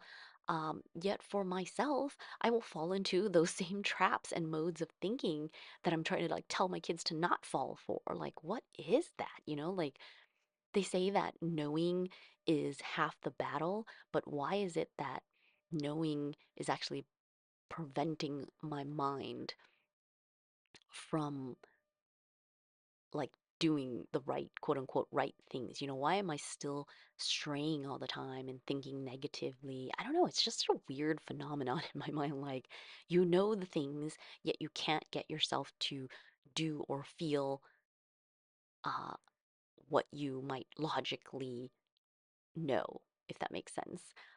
I guess because like logically knowing something, it doesn't always translate to your emotional feelings kind of thing. It's like a psychology podcast or something. But let me get back to stationary thoughts though, because right now I am staring at some new stationery on my desk. So that obviously means I have not necessarily been super successful in limiting my stationery spending lately. I mean, Black Friday, all that kind of stuff. But I haven't done like the impulse thing for sure. I have thought about some big purchases and things for quite some time before I actually went ahead and made purchases. I do hope it all works out. But I have a lot of projects in mind, and I know that I do have a lot of supplies already. Um, I have the things that I need to do what I want to do. So I just need to be doing the things right now, like from now forward. Um, rather than looking online or being easily influenced, on Instagram, YouTube, all that kind of stuff, I need to keep my head down and prioritize my own projects because I know that if I'm busy doing things, I sort of have less time to just browse and be influenced.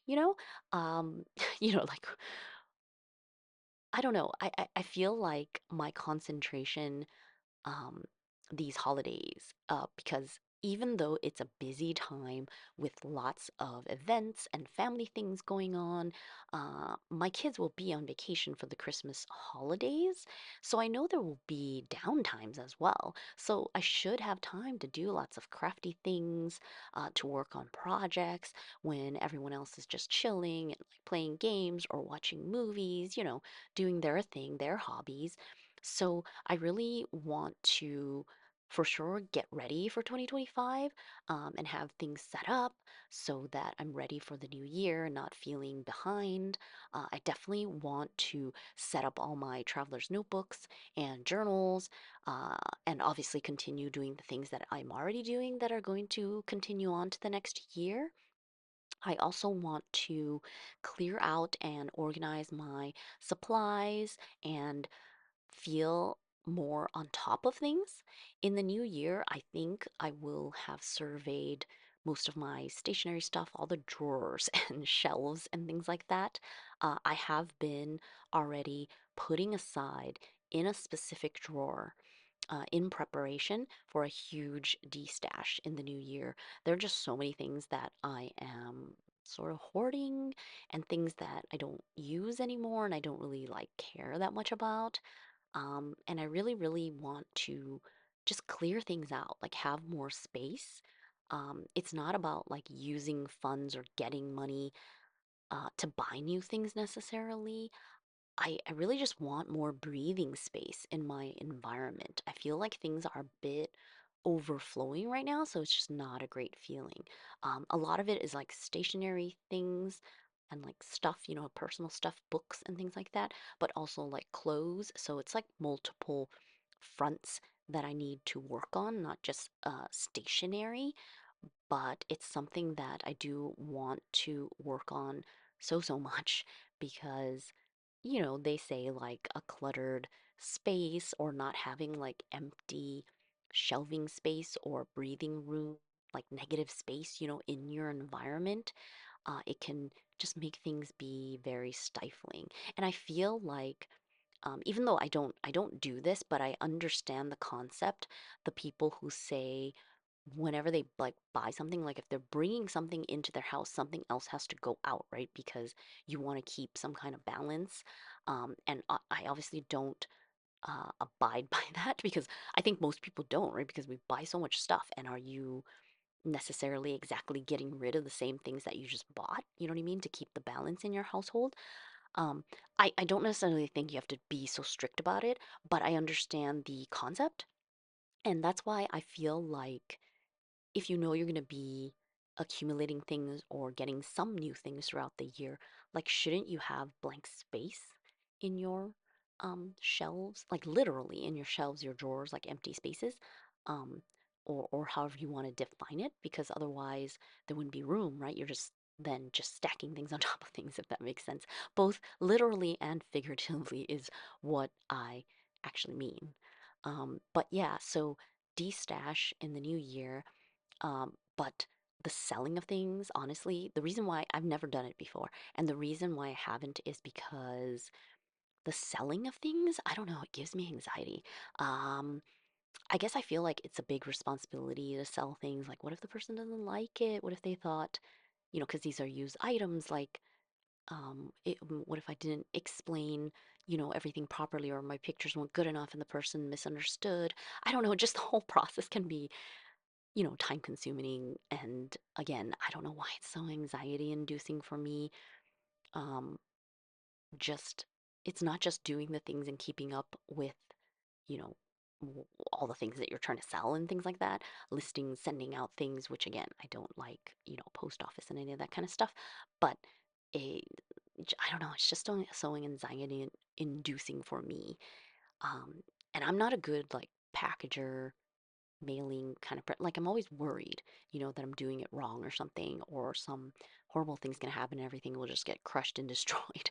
I don't know. I definitely learned this very many years ago when I actually did have an Etsy shop where I sold handmade leather bound books and like some other crafty things too. This is like many years ago.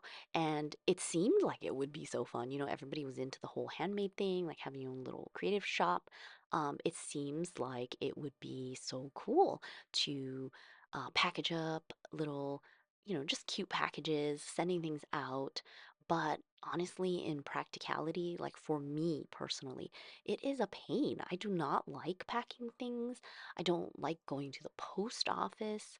Um, it's just all so bleh to me, and that's not what I want. And that's why I don't have that kind of online shop and don't want one. I cannot handle like the fulfillment process. And that's another big reason why I only sell like digital stuff right now, because you just download the products so I don't have to deal with the fulfillment of packing and shipping and all that kind of stuff. But you still have to deal with occasional customer service issues, and that's already like a thing. So I don't know. I just realized like that's not my kind of thing. And I don't know. It's like, is it a fine line? Like, can we say like it's just not my kind of thing, or am I just being annoying, like spoiled or lazy person to say that I don't want to do those things? I don't know. But I think like it's important to know these aspects about yourself. Like it's very helpful because I think it helps to inform what you prefer and what you want to do in life, like what options you would take, knowing your you know, peeves or like knowing your weaknesses. Um, and so how or like what areas do you need help in because we all can't be great at doing all the things, right? And that's okay. Or like we all have preferences on what we want to do, and that's why we choose to do certain things and not other things or outsource other parts. Like we all have different strengths, different likes, and so we just have to find the right combination or the ideal environment for ourselves in our work, in our hobbies, really in our lifestyle, just everything. So that is one of the things that I have on my list in terms of 2025. Definitely going to be a big push. I guess I'm pushing myself out of my comfort zone and finally doing that, but it works hand in hand because if I want to declutter, I need to do this because we don't have like a place where we could just donate things and like of this type of things, and I don't even know who I would give things to. And again, it would just be a post office thing anyways because you have to like send so much stuff. It's crazy. The postage these days, I mean, it's not super cheap. And yeah, I just need to learn how to do this because I keep hearing and seeing other people in the stationery world where they're just like destashing their stuff, and it feels so good because you pass it on to someone who actually would use the things, you know what I mean? So that is um a big thing on my list, and really just then doing all of my creative stuff is the other focus. And I've been doing a lot of thinking kind of planning for my goals for the next quarter, but I know that I'm gonna have to get a little bit more detailed and deep and do all of that goal planning as well.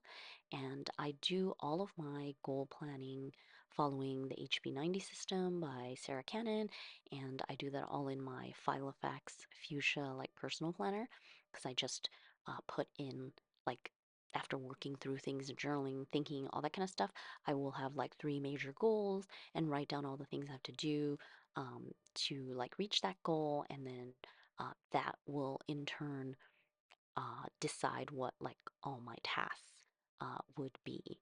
Which, by the way, I just very recently learned that some people consider like the running to-do list as sort of almost like a planning system of sorts. And I thought like I was like, really? Is that a system? Because I feel like I've been doing that all my life because anyone who is like a list maker or you like making lists and checking lists off, like haven't we always been doing that? And it's always like a running to-do list. You can easily, do that in like a pocket notebook or something. And I feel like people who are not into like the planner world and have like, fancy planners and things, they probably already have something like this, right? The running to-do list, because you're just there's a lot of tasks that you need to get done, and you don't want to keep it all in your head, so you're just writing it down. Maybe in the olden days it was on like a legal notepad or something, but same idea. But I never really thought of that as like a quote unquote system. But I've sort of always done that even when I wasn't really into like very structured planning or using structured planners. And now I do it because of not really assigning things a very specific day because my schedule is not so easily predictable. So I just do things in priority order. Sometimes I do it out of priority order if I'm like obviously ahead of time, so there aren't like deadlines looming. Because sometimes you just feel like doing one thing over another, which is fine. If at the end of the day it still all works out. So I think that's why it's so important to be very much ahead of time with your tasks and things like that, if you can, anyways, because then that definitely takes off a lot of pressure because you don't have that looming deadline like right in front of you. Although sometimes, it could happen, and I don't know if it's a procrastination thing or sometimes it's just life getting ahead and suddenly like the date comes up and you're like, oh, gotta do that. So It happens to everyone, I think. But yeah, generally, I do try to do things as ahead of time as possible to, again, reduce the stress um, of having like looming deadlines. And I don't know if that's a good or bad thing. I feel like because I always try to do that and I'm trying to like reduce, that kind of anxiety or stress, am I like lowering my tolerance for stress? Like, does that make sense? I feel like I I can tolerate less, and maybe it's because my anxiety is just getting stronger and that's why it feels that way. I don't know, it's weird. I'm still thinking about all these kinds of things and trying to figure them out for myself. And definitely a lot of personal journaling. It really does help with exploring these kinds of topics because you can just write out your feelings, and so you're getting them out at least. And then you can sort of look back and be like, and while you're looking at your entries or what you've written, you can like keep writing again and like on top of it, sort of analyzing your own responses or feelings and help that like use it to help it guide you to understand like okay what's really going on here. um and yeah, so a lot of that going on. And what's another thing for 2025? Oh, my to be read list is insane. And so, again, I have stopped myself from buying any new books because I need to read what I have before buying anything new. I was in a mode of like reading a lot when I was pregnant and had a lot of time where like I couldn't really do a lot of other stuff. So I read so much. I would just like read through an entire series. And which, by the way, sometimes I think that's not a good idea when you read, like usually series they release with time in between, right? Like once a year or something like that. But if it's already all released and then you're discovering it for the first time and then you read like all four books or all five books or something like that in a row, sometimes I do that and then I'm like, "Oh my God, I hate this series" because I've been like um overexposed. And I always think I was like, "Oh, would I think about this differently if I would have read it like along with when it was released, like once a year or whatever it was, the release schedule was." It's interesting to think about. Although I know some people who they think too much time has passed. So when a new book of a series is coming out, they will reread the old ones to get ready for the new one coming out. So I don't know if I'm a fast reader or not. I don't think so. But I just get into modes where I deep dive on one particular thing. So then I'm like really into reading and I read all the things. And then I'm like, oh, too much. And then I start doing something else. I don't know. Does that mean I'm just like a Jill of all trades? Is that like a term? I'm not sure what the term is. But yeah, I just go in and out of things oftentimes. Of course, there are a few things that I'm like constant with, but I feel like interests, they can like it's like a wave, like it goes up and down, up and down. So at different times in life, I will have something that I'm more captivated by, and then it will be something else. But I'll go back to like these different things, you know what I mean? Off and on. And maybe it's connected to like phase in life or situation of, environment, schedule, things like that. Or maybe it's just the natural rhythm of things to be like up and down, waving around. If that makes sense. Oh, because I feel like in nature, like there's seasons, right? And things are not just like stagnant forever, always the same. What is like that in nature? Usually it's always like an up and down, a movement, wave or something. So I feel like even our interests and the things that we do and all that kind of stuff, it sort of would be, you know, the same in terms of up and down when you're very intense on something and then backing up and then maybe trying something else. Um, and it, by the way, reminds me of this. Is this like a meme? or something. Oh my gosh, I'm so bad at like these present day being hip or whatever kind of terminology and all that. But there was a thing circulating about how it's really good to have lots and lots of hobbies because you will feel like doing different things in different times depending on your mood and just the situation at hand. So having different hobbies or different projects or different things going on at the same time is supposed to be actually good because it means you have more options for you to turn to when you want that relaxing thing or when you're looking to get into that state of flow, blah, blah, blah. Like there's just more options for you to like plug in, you know? Um, as opposed to if you only had one thing and if you didn't feel like doing that one thing, then it's like, okay, you you don't have anything now. So it's interesting because people were circulating this to be like, see how good it is to actually have a million projects going on at the same time. So I think it's interesting how sometimes we can, I don't know, maybe we're auto justifying our vices, and that's why we're so into these things because we're just trying to justify our quote unquote what might be looked as a bad habit, kind of thing. So I think that's pretty funny. Let me know if you've heard of that. I don't know, like if there's a source to quote or something like that, but it's just something that popped up in my mind when I was thinking about all these things. So, as we're getting into the home stretch of this stamping project, I just have the final months to do, and soon I will finally be done with this daily log notebook. And by the way, the more that I look at this, the more that I realize maybe I do want the day of the week included. So I'm not sure if I'm going to go back in and do that beforehand so the whole notebook already has it ready. Or maybe I could just stamp it or, write it in as part of my daily, logging habit. Like every morning, just write it out.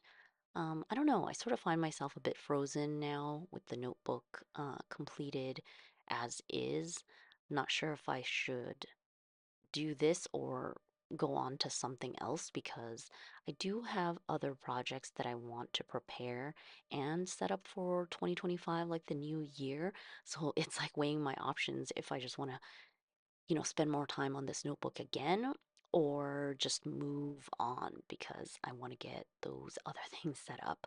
I know I just talked about how it's supposedly a good thing that one has many projects to turn to. But of course, it can be overwhelming as well. Too many ideas, too many projects started and incomplete. It can be too much of a load, almost like a burden, right? If you have so many things ongoing at once. So again, I feel like in life, you just have to find that balance, like trying to find the in between, the middle that is a good balance to not tip off like in either direction too much. I suddenly have an image of a person walking on a tightrope, which is sort of scary. So let's get into the topic of stamping. Since I pulled out these alphabet and number stamps to use for this project, I realized that I have so many more stamps that are just being neglected in my drawer. It's like out of sight, so it's out of mind, that kind of thing. And, stamping is a bit more involved than using other supplies like stickers and washi tape, where you can just like grab a piece and stick it on your page. With stamps, of course, you have to have the ink pad. You have to, choose the color if you have multiple options. And if you're using acrylic block type of stamps, like you have to mount it on the acrylic block if it's not a wooden stamp. So it just like takes extra steps. And of course, after you use your stamp, you are supposed to clean your stamp if you don't want to make a mess or have like, just dirty, inky marks all over the place. So there's like that slight barrier, right, to get started and to use stamps in general.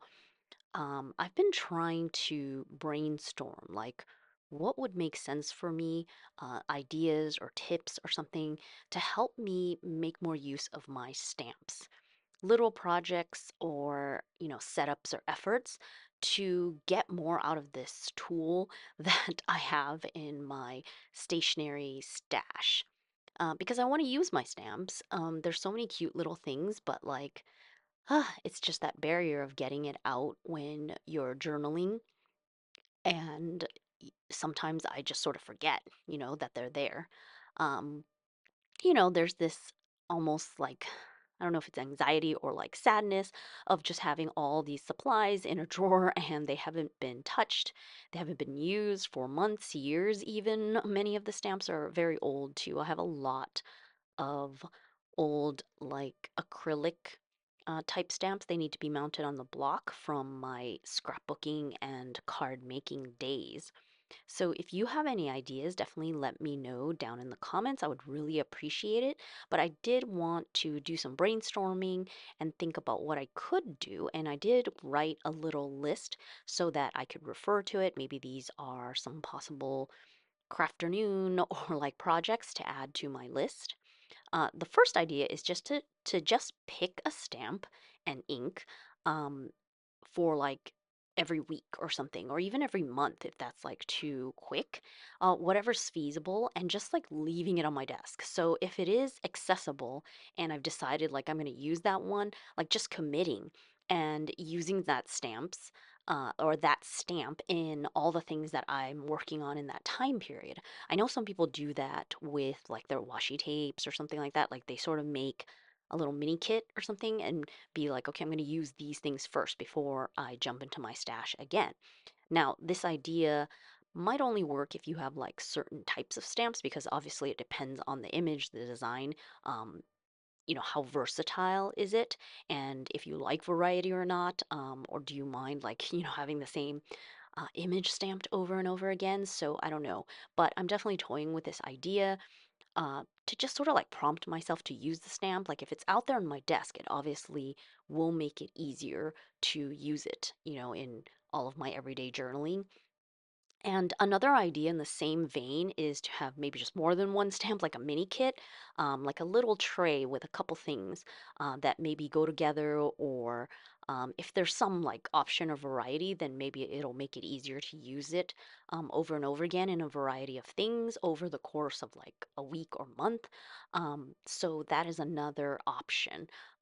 Again, just this idea of having it right there, top of mind, so that I'm more likely to use them than if they're hidden in a closed drawer elsewhere. So that is one idea, to just put it in front of you and use it after you've designated like a frequency or time period, that kind of thing. Then I did write down another idea is to just have a session of creating embellishments with my stamps. So this could be with like just one particular stamp, like focusing on one, or just like your whole stash. But even if it was just picking one stamp, to basically like stamp it on different papers, like pre-making something that you could use in your journals.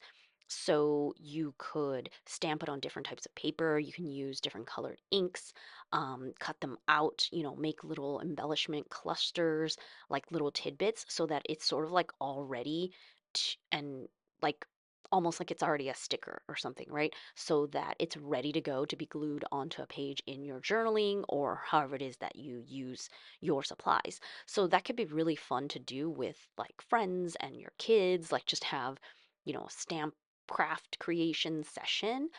It definitely depends on the stamps that you're choosing, I suppose. Um, you probably could take out like all of your stamps and mix and match and create like a big variety, or you can just focus on like one particular stamp. And I realize it does depend on the like type of stamp if you could do that repeatedly or not.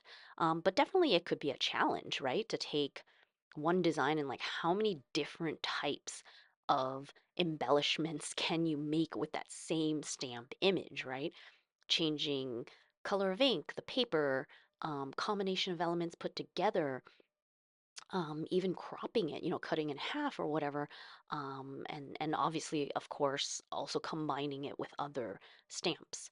and to make a variety of ready-made uh, things that you could use. So that is another idea. And I have done this sometimes before because usually when I get a new stamp, I will immediately want to use it. So as I'm playing around and just testing it out as a new supply, I would be like stamping it on different papers, and so then you can cut it out and use it in your journaling. Um, Another idea, which is sort of similar in terms of taking all my stamps and pre-stamping them, but I was thinking on some kind of like matte clear sticker paper or maybe even tissue paper. I don't know how delicate it might be to work with, but my thought was to make it like as close as possible to actually stamping the image on your project directly, but not. Because honestly, like the cool thing about stamps is that they don't bulk up your pages, right? Because you're just adding like this thin layer of ink and it can go seamlessly over like anything else on your page. Um, if you make a pre stamped image, of course, it's going to be like a sticker, right? And adding like another piece of paper. But if you wanted to reduce that as much as possible, and also to get like the transparency effect, because of course, if you're stamping on like a white piece of paper, a colored piece of paper, it's like a sticker that you can't see through. So I thought, okay, what about clear sticker paper? Now, I don't know if it's possible because I don't know. Maybe you probably need some kind of like permanent special ink, like permanent ink that won't smear if you're going to be using it on any kind of like glossy or sticky paper, but something transparent, I guess. Maybe vellum or tissue paper could be similar. I was thinking about tissue paper because usually it has that effect of sort of like blending in really well if you like Mod Podge it, like liquid glue it onto a collage. So again, it depends on how you decorate your journal pages and what supplies you use. But that is another idea of how you can pre-stamp a lot of your images to be ready to use and just reduce the friction of having to like pull out all the stamps, the block, the inks and clean and all that kind of stuff, so that it's like ready to go. I know rub-ons is something that you can print, I think, if you have special paper. I feel like in the past I have researched this before but now I have completely forgot. But I'm sure there is like a way to do this, but maybe it's not worth the trouble. I don't know, because duh, you can just pull out your ink and stamp it already. So I don't know. It was just another idea on how to have the supply like ready to go. And of course, another idea is to make something even bigger or sort of like a tip in or a journaling card using your stamps. So, actually, like a templated memo sheet kind of thing that can then be washi taped and tipped into your journal pages. And the reason I thought of this idea like as sort of separate is because not all of my journals have fountain pen friendly paper. Um, but of course, you can always write on fountain pen friendly paper and then stick that in your journal. So if you want to use your fountain pens, it would be a cool idea to have like a bunch of journaling cards, like little memo sheet sized sheets with fountain pen friendly paper already prepared and stamped, and ready to go kind of thing so that you can then put it into your journals. So it's still like creating a pre-made embellishment or supply. But the idea is to use your stamps to create like frames, maybe, because that's an easy way to use the stamp, but it sort of like goes off the edge of the paper. Like, let's say you have a square piece of paper, like a post-it. You can stamp around all around the edge and create like this cool border design. And it almost doesn't even matter what your original stamp image is, you know what I mean? Like you're not trying to create a sticker with the whole stamp image. It's just using it as almost like an abstract design. So, in the same vein, there are a lot of different types of tippins that you can create and have on hand and ready using your stamps. I was thinking maybe like a lot of sort of templated kind of tippins that you would put into your journal, like something that has currently, list numbers stamped out, or any kind of like specific format that you're going to use like multiple times. So it makes sense to like stamp out and have it ready. And yeah, things like a list, like just numbers, or currently, or if you have any kind of like titles or anything like that, I think that would make sense. I think I do have a lot of like word type stamps from my old scrapbooking days, so that's why I thought this would be um, an idea to work on and basically like create my own supplies. So I think there's probably, I don't know, many more ideas of what you could create with your rubber stamps. And I think finally the other idea I have on my list was just to make like pattern paper or like decorative papers, because you can use the same stamp, or like the same stamp in different inks, or multiple stamps if you're able to like, range them nicely on a piece of paper. Basically, you're just making your own pattern paper, right? Or you can even stamp over like book papers and get sort of like that vintage look, but with a stamp on it. And so you're just creating like an all over design and mixing and matching. Again, just varying the stamps, the ink colors, that kind of thing, the papers. You could create a lot of different kinds of supplies that then you would have in your stash to use. So that is another idea. And I feel like all of these, I could just have like sort of um, I mean, obviously it's not a journaling session, but like a crafting session to like create a bunch of stuff with my stamps, like once a month or something, and then be able to use all the things that I create for like the rest of the month. So it's a pretty good idea, I think. And I just sort of have to go through this list and like try each one and see which one is effective, I guess, what I actually use. Let me know if you have any other ideas or tips and tricks, because I definitely want to use my stamp more, like my stamp stash, and I want to make a concerted, like, I want to make an effort to actually pay attention and use the things, because they are definitely one of my most neglected supplies for sure. So, if you've made it this far in the video, wow, I have to say thank you so, so, so much for hanging out with me. And seriously, you're like a superstar. Put a star emoji in the comments if you want to signal that you made it this far. I realize that this is a very, very long video, and the topics I'm chatting about, they are a bit all over the place rather than being, very specific to one topic. I think it's all still sort of like circling my stationary hobby kind of thoughts, like adjacent or connected at least. But of course, I would love to hear from you if you have topics that you would like to hear about. I can definitely get very chatty, as you might already know. So, moving forward, I will definitely do journal with me videos. I don't know why I don't share them a lot. I suppose maybe because I just don't have things planned out to constantly like record them. But I think it's interesting to show how a journal spread might actually come together. Like sometimes it's extremely simple, and sometimes it is very involved. It really depends on the page, like depends on the supplies, depends on my mood. But my process is definitely very um, sort of like choppy, like segmented, because I often create things in many different like little sessions, like couple minute increments. Whenever I have a moment, I might add like a little thing to a page. I might go back and actually add things into pages in the past too.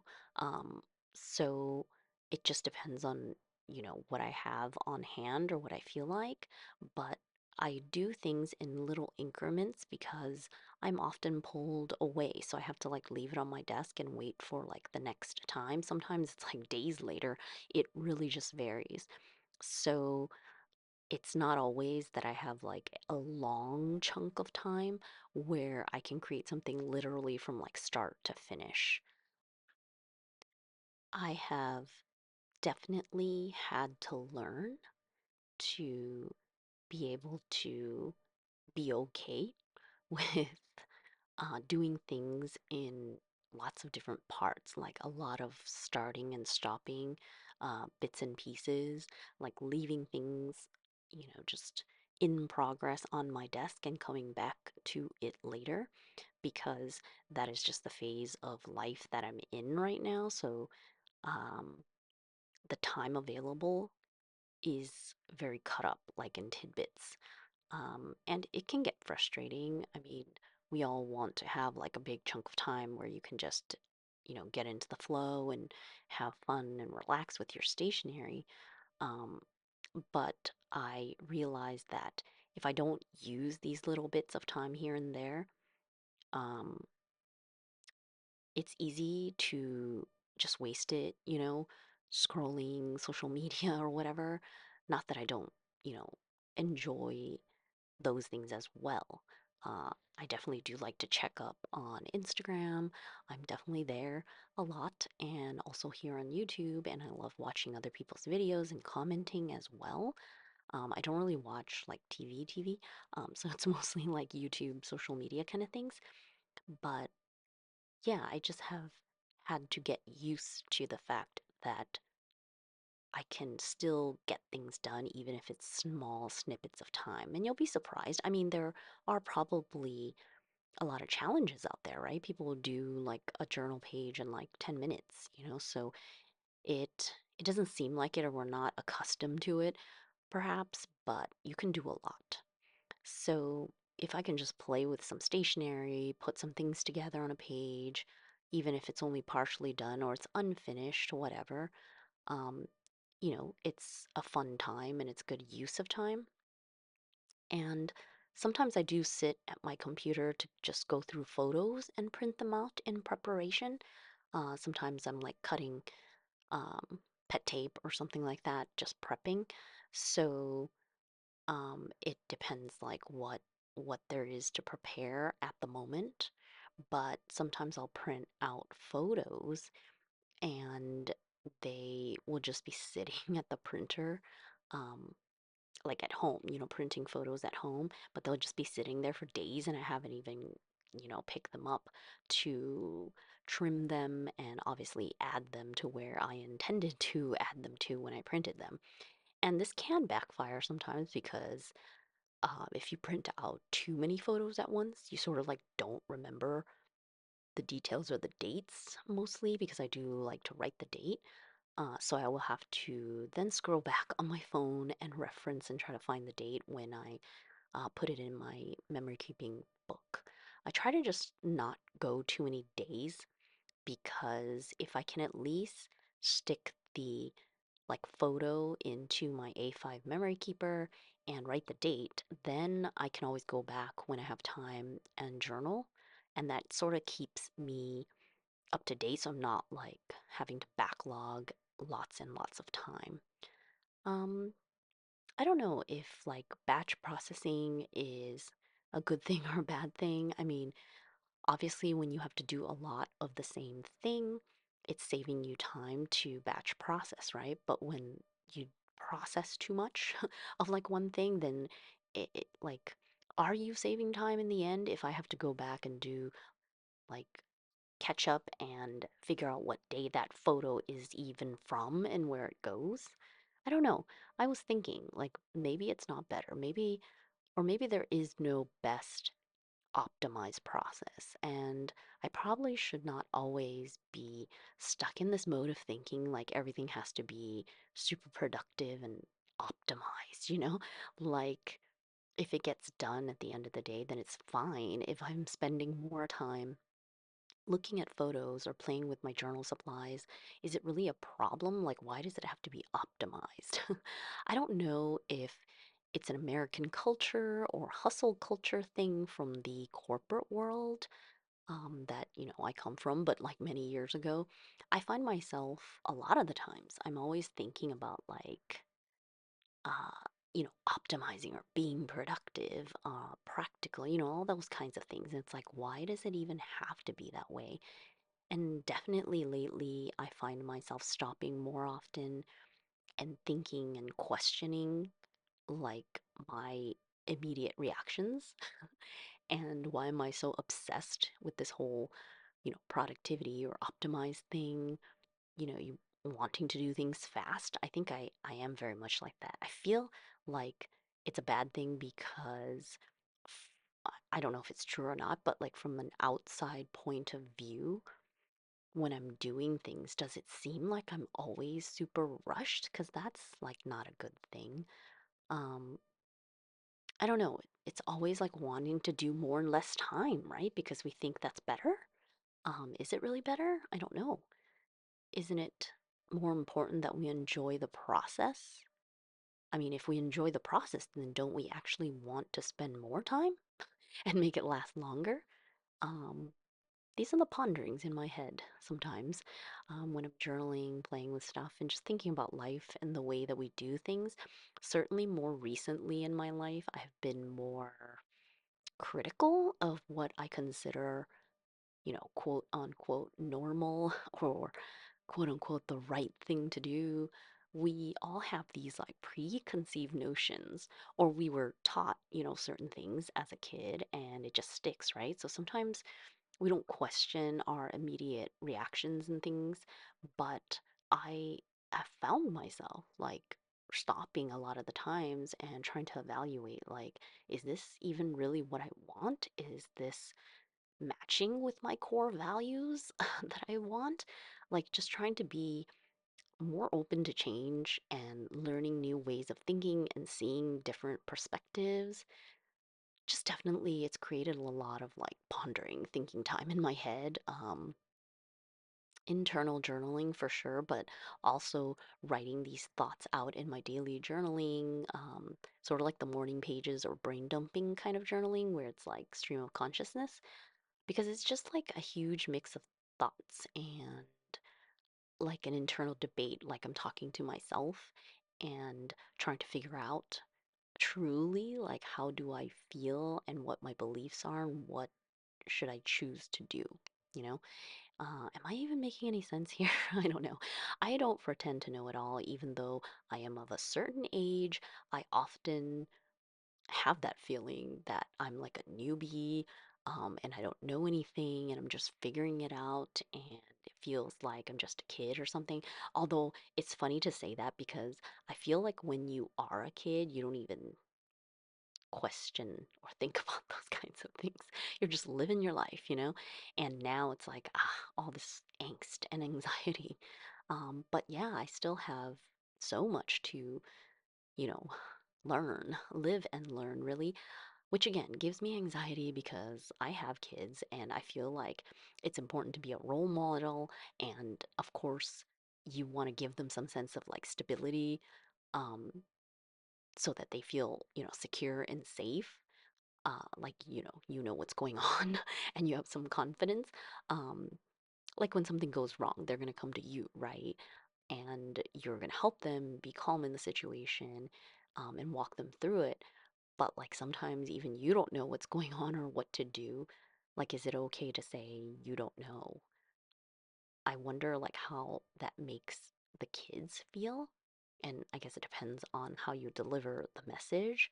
But like I want to teach them that of course mom and dad don't know everything, right? No one knows everything and everyone is learning at the same time. Even if we have more life experience, we might know more than them at this point in our lives, but no one is perfect and no one is always right. And they should know that. Um, I don't like the idea sometimes, especially in my culture, where it's like if you're older, then you're always right, or like you should have that respect because you're the adult, and there's this like absolute sole authority kind of thing. Like in some respects, it's important, but in other respects, it's like, no, I mean, kids, yes, they're the kids and they do have to respect their elders, but at the same time, they have the right to question things and ask for an explanation if they're feeling a certain way. Um, yeah, so, anyways, just gets into thoughts about things that might happen at school and what makes like kids feel secure and safe and be able to fend for themselves, even though they know, of course, like mom, dad, family, they are going to be there for them. But like, um, yeah, just a lot of these mom thoughts, like motherhood, I have to say, is the hardest thing in the world. Anything that I've ever done. Um, it just is such a huge responsibility, and constantly I am making mistakes and making a fool of myself, probably. I have apologized to my kids many a time, something that I had to learn to do and still learning, maybe, because I think sometimes people think if you if you present yourself or like apologize or say that you're wrong or whatever, that you're undermining your authority or something like that. But I don't really think of it that way. Um, like I wouldn't want my kids to think of authority figures like to fear them. You know what I mean? That they're just controlling you. Of course, respect is different from fear, right? Um, yeah, I don't know, just these little things in my head. But, I just realized that you need to show your kids all the sides, all the things, and that will change the relationship that you have with your kids. Um, but yeah, I don't know. I don't know what I'm doing. And I don't know, logically, I know that there is no right or wrong way. I mean, we all raise our kids differently. We all grow up in different cultures and different families and different environments and different circumstances. Like, there are going to be so many differences. And I don't necessarily think that you can always say, like, one way is right and one way is wrong.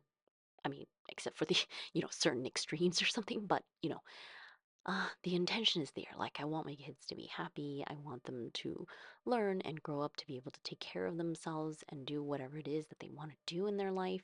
And, just certain ways of thinking. Um, I don't know why I suddenly got on this topic. My mind is all over the place.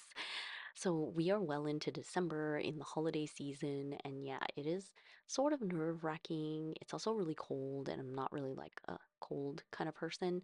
um, yeah, there are so many wonderful things that are part of the holiday season and vacation, wonderful events and decorations, the lights, like it's just really nice. And like the kids, their eyes just light up at the simplest things, it seems. But I do know that for some people, the holidays might bring bittersweet feelings, it's not always happy things. But I think there's space for like both things, which I suppose is just life all the time, right? We can enjoy the times and all the things that make the holiday season wonderful, but I also feel the sadness and the grief for the people that we love that are no longer with us. To enjoy the holiday season with us, especially if there are certain traditions and things. So yeah, there's like dark and light, right?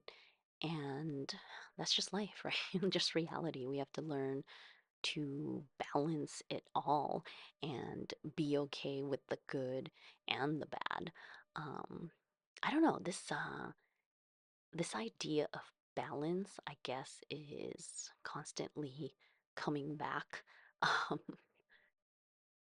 this word, I mean, I wonder how many times I've said it in this video already. Maybe it's the ultimate theme or something for me. I don't know. It keeps popping in my mind and just in different places. What is the word? Like serendipity? Synchronous? I'm not sure. Like when something, it's sort of like when you learn about something and suddenly you like see it everywhere around you, maybe because you notice it. I don't know. But it did make me think of the whole word of the year idea. I'm not really good at that. Of with the whole word of the year goal kind of thing, like applying it all year long, because sometimes I just forget about it. But I do like the idea in general. It comes from the scrapbooking world. Like, that's where I learned about it from Ali Edwards, like so many years ago. But now I think it's like so like just everywhere, in all kinds of communities and not necessarily only for like scrapbooking people.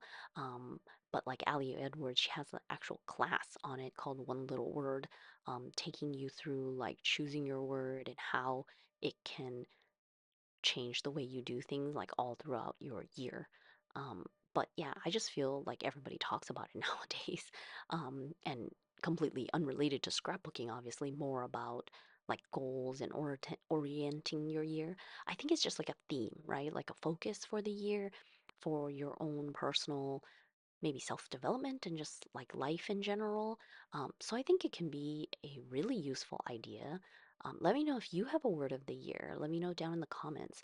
I try not to stress about it like it used to be like such a thing like, oh, you got to choose your word of the year and be ready for 2025, like the new year. I feel now like if it happens, it happens. I'll have one. If not, then whatever. Again, trying to go with the flow and less stress and all that kind of stuff. Trying not to add, you know, complication to my life that is not necessary. So if it happens, it happens. Um, but yeah, the word balance, I guess, it keeps coming up. Um, but yeah, I just want to keep it light, keep it fun ultimately, and not um, stress in any way in having to have like certain things um, ready, I guess. Um, which I don't know. I don't know if that even makes sense because obviously, if you're in the stationery world and you're like a planner or journal person, you so want your, you know, planners and everything to be set so that you're ready for 2025. Um, and even though the new year, I mean, ultimately, it's sort of arbitrary, right? Like you can start anew any day and any time of the year. But, just the way that our culture is, the way that our calendar is, um, it makes a lot of sense, right? To start afresh with the new year. And, there's something about it. Um, so you can see I started instead of stamping like one page at a time, I actually did try to stamp like a whole bunch because, obviously there would be repeat numbers or something like that so that I could maybe do it quicker. But it's funny how I sort of found it like just more complicated because then you'd have to like actually think about it and make sure you're not making a mistake in stamping the numbers. I think I did like overstamp or something, an extra page, and just had to use it for like the next week or something. But you know, you I the way that I'm doing the numbers, I would have to stamp like 01, 02, 03, 04, all the way to 09, but then like the next one would be 10, so it's like 10. Um, but yeah, I don't know if this is necessarily faster or more efficient to do this kind of like batch stamping, I guess. I think I might have revert back to just doing it page by page because there's something about it just being super simple. So you can just go page by page and stamp the date for that page and then turn the page and then go to the next one. Um, but, it is something to consider if you want to optimize, I guess, like lay out all your pages, and that way you can stamp like 30. I mean, I guess you would need a huge desk, more desk space, or maybe go on the floor or something. But if you put out like all 30 pages, or 31 pages, you could stamp like the month on all 31, so you wouldn't have to like pick up that month stamp so many times and then do the numbers. But I found myself like I kept checking my order of numbers and things like that to make sure I wasn't making a mistake. By the way, the pages that I'm using for November, it's actually cut out from a lined notebook that has like Italian quotes or phrases and also lots of cool illustrations. I have literally had this notebook for like 10 years. I'm not really sure. It was one of those things where like you go to a bookstore, you see all this cute stationery, you're like, I can use it for something, and then you just buy it and keep it in your stash because it's so cute, but then you never actually use it. And I'm sure you could buy another copy, like it's not rare or anything like that, but it had like cute illustrations, so like I didn't want to just use it for completely like scratch stuff, but at the same time, keeping it for 10 years is probably not great either. And now I'm just ending up using it for um, something that I am eventually going to recycle. But I do like the way that it looks. I think it's really cute. Um, sort of like decorated memo paper. And I realized that sometimes um, it's fun to do something like this where you buy a notebook because it has like printed pages or decorated pages, but then just cut them out and use them um, amongst all your maybe journaling or your ring planners or tip them into other notebooks and things like that. You don't necessarily have to use the notebook as is. And I think I'm getting more comfortable in doing that because I used to like not want to rip up like a notebook. Like it takes a lot to get to that point. It's similar to how nowadays, isn't it like trendy or I don't know, a thing to annotate the books that you read? Like when you have a physical book, it's like such a thing now, right? I see it all the time on like social media and things like that. Oh my gosh, when I was in high school, I had such a hard time like writing in the books because it was thought like they have to be pristine. You don't want to mess them up, but it doesn't, they're not that precious in the sense that these are not like collectible books or anything. They're just books that you're reading, paperbacks. You totally can write them up, notate in them, and help you in your whole reading process, right? But I always like didn't really do that and was afraid to like mark up the book. Um, and it has taken me many, many, many years to finally be like, okay, I can do it. Like this isn't, rare or anything. Um, and then I just went crazy. So if you like junk journaling at all, that is something that people will take existing books and like rip out the pages so that they can use the book pages or just sort of like cannibalize a book and journal into it. But sometimes they'll cut out a bunch of pages because obviously, um, like a book could have so many pages, and if you're adding lots of tip-ins or things into it, it's gonna like chunk up too much. So if like a book has 200 pages, maybe you're gonna cut like half of them off and only use the other half. Um, as like a base, for your journaling. Which, by the way, in January 2025, remember that Junk Journal January is starting up again. It is hosted by Meg Journals here on YouTube and on Instagram. I've been following her for years and years, and I've done Junk Journal. The challenges in January and in July, many different times and in many different ways. It's very like loose, fun loving kind of just journal time. So, even though the term junk journaling seems to like people tend to think there's like a specific style to junk journaling, and I know that it is often associated with like the vintagey look and, shabby chic or, that kind of like style. But really, you can do anything you want. I have seen a huge variety, and I definitely don't always do the vintagey kind of look because I also very much like modern styles. I don't always like use paint or anything like that. I use a lot of pattern paper. Um, I feel like I don't really have a style. Like I just do whatever. So it's like a huge mishmash of anything and everything, just depending on how I feel at the moment and what I wanted to do because it looked cool. It's something that I've always thought about and journaled a lot about as well because I feel like I should have like things I really, really love and like be able to say that. You know how like some people that are like, "Oh, I love, pink is my favorite color or whatever." And I guess I do have some favorites, but I don't know if I could say I have a specific favorite color because sometimes you'll come upon something and you'll be like, "Hey, I like that." And it's like a completely different, thing. So it's like I just like it all. I don't know, maybe I am indecisive. Maybe I don't know myself well enough. I'm not really sure. Again, more of these internal ponderings about personal style. Um, you can see that I am finally getting into the month of December in this stamped notebook. Finally, I'm going to be almost finished with this stamping project. And I had specifically set aside these pink papers for December because it is like festive holiday season. And I follow a creator here in Italy.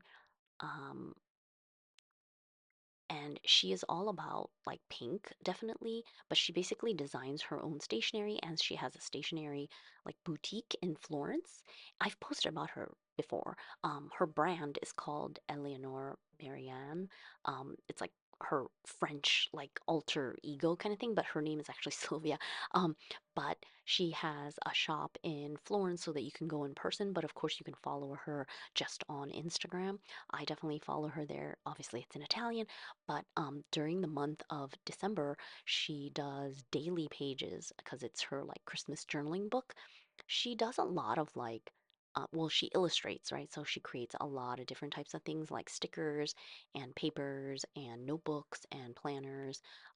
But her thing is like, she creates a sort of like a kit every season, and that's what she sells. And then people will like buy it and be able to journal along with her. So she's using obviously her designs, her stationery supplies, but of course she always says you can use whatever you want. You don't have to buy her stuff necessarily. It's just about taking time to enjoy, the holidays. She loves Christmas, um, and I feel like every season I'm like learning more and more about like Italian cultural things. And I think more just recently, I'm finally, I don't know, just looking for and trying to follow more Italian creators in the sort of stationery or hobby or whatever you want to refer to it as world because.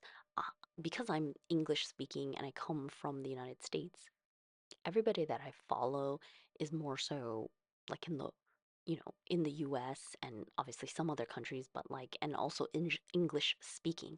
But finally I am, more so branching out and trying to find more people here in Italy as well. um, I haven't like met people in person, even though I suppose in this case I could go to her shop in Florence because that is like, accessible, but I haven't yet. Um, but yeah, I just want to expand a little bit more on like the influences and the things like that. I don't know about you, but like sometimes I feel like we are all following the same people and then we end up like just all doing the same things, which is not bad in any way. But like sometimes you just want a different kind of influence. And I'm specifically talking about like stationary things and stationary people. But of course, people take inspiration from all kinds of things. So it's not really necessarily that you have to follow, stationary people. It could be anything, art, whatever, craft, like just anything that then sparks ideas and, gets you sort of creative and creating. So that's something that I've been trying to, branch out. If you know anyone, let me know. But yeah, I'm always still learning new Italian things. I have lived here many, many years, but you can't know everything, right? And it's like a constant learning process, discovering like new traditions or new cultures and stories and facts. Especially because every region, like almost every town of Italy, has like their own, rich history. So there's always going to be like something to learn about the past and why certain things like work the way that they work, why they do what they do. Yeah, it's really cool. And of course, new traditions too. Even our little small town has, since I've been here, like there are some new things that have formulated with like the younger generation and events and things like that that happen in our town. So it's pretty cool. I think it's funny to think sometimes like we think that our life is so routine and normal and there's just nothing to journal about or nothing quote unquote worth journaling about, right? Which is, I realize, not a good way to think. Um, but then sometimes there's like too much to document and you can't even keep up and you feel behind. It's like, from 0 to 100, like why can't it be somewhere in the middle? Um, which again, I guess brings me back to this idea of balance, right? Or equilibrium or something like that. Now I'm like brainstorming word of the year words or something, like something that has to do with balance and being in the middle, or being not being in the middle, being level-headed. Well, I guess balanced. I can't think of another word to mean the same thing, but I think you know what I mean. So it seems like it keeps popping up, even if I'm just chatting away about nothing and talking your ear off, basically. Um, Gosh, I am sort of getting nervous about publishing this video just because no one might watch this. I guess that doesn't matter because what would what would change? Nothing, you know? But I figure it's worth it to do the experiment since I already have all the footage, and I don't think I normally would have so much footage on one particular like project. It was interesting because at the time it was just easy for me to leave everything on my desk. So, I left the camera up top and just kept coming back and like kept doing another, 30 minutes, 10 minutes, whatever. Um, and in the end, I did do like a couple months to just like finally finish it off and get it done. Um, by the way, I did not have enough of the discs to make so many separate notebooks. I really didn't think about this beforehand, that it would be like that 365 sheets of paper would be so thick, because I think when we use like all these fancy planners with Tomoe River paper, um, Hobonichi and stuff like that, like they obviously have created this super thin paper for the purpose of keeping a book still sort of a manageable size, even though it's daily pages. And of course, they're using front and back, and I'm not. So I'm like really increasing the size here, but also using like regular printer paper or regular notebook paper. It's like way thicker um, in terms of like the GSM weight or just the thickness, right, of the paper. So I ended up with three separate little disc bound notebooks because just can't fit that many months together.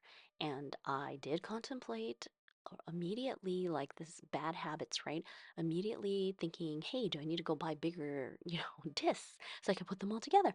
But why? It's completely unnecessary. Like, I'm probably just going to be using like January, February, March, and then by that time, January might be processed and I could already recycle it. Like, there's no need. So you can see I'm only using like a few discs just to hold the pages together because I totally ran out of discs to hold them all together. The other discs that I have, actually, I do have a big stash, but they're much smaller, like just like 1 inch or something for like really, like, I don't know, smaller notebooks, I guess. But yeah, I really, really, really want to thank you for supporting me here on YouTube and watching my videos. And whether you're just watching silently or just putting me on in the background, or if you comment, thumbs up, even thumbs down, like anything, all the interactions, it's all good. YouTube is like its own little world. There's the whole algorithm thing. So any kind of interaction and watching, like watch time, is a good thing for creators. And it just helps to give like a video more exposure. And of course, if you're a stationery lover and you like journaling things, please consider subscribing to my channel. And of course, you can check out the videos that I already have so you can sort of see the videos that I do, besides this crazy long one, which is like a first of its kind. I normally make weekly videos about, just stationary topics like life things or showing something that I'm doing. And honestly, it's been such a cool sort of return to YouTube for me because I opened my YouTube account like, I don't know, 10 plus years ago or something. I was dabbling. It was like a completely inconsistent, random thing, and I didn't know what I was doing. Not that I know all the things now, but I decided just to like share more of my stationery things, and I got more consistent in publishing my videos. And then suddenly, like after, all those years, I got more subscribers and more views, and I got monetized. And it just all led up to helping me find more purpose and direction.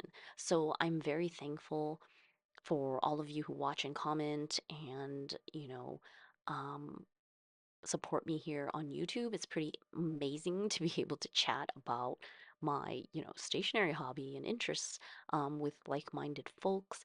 And it's just been a great outlet for me personally too. I feel like I'm getting the most out of the experience because I get to unload all my stationary craziness. Like there's a place for it, because I can talk my husband off. Like I can my talk to my husband, but he doesn't know what I'm talking about. He's like, "What, stationary?"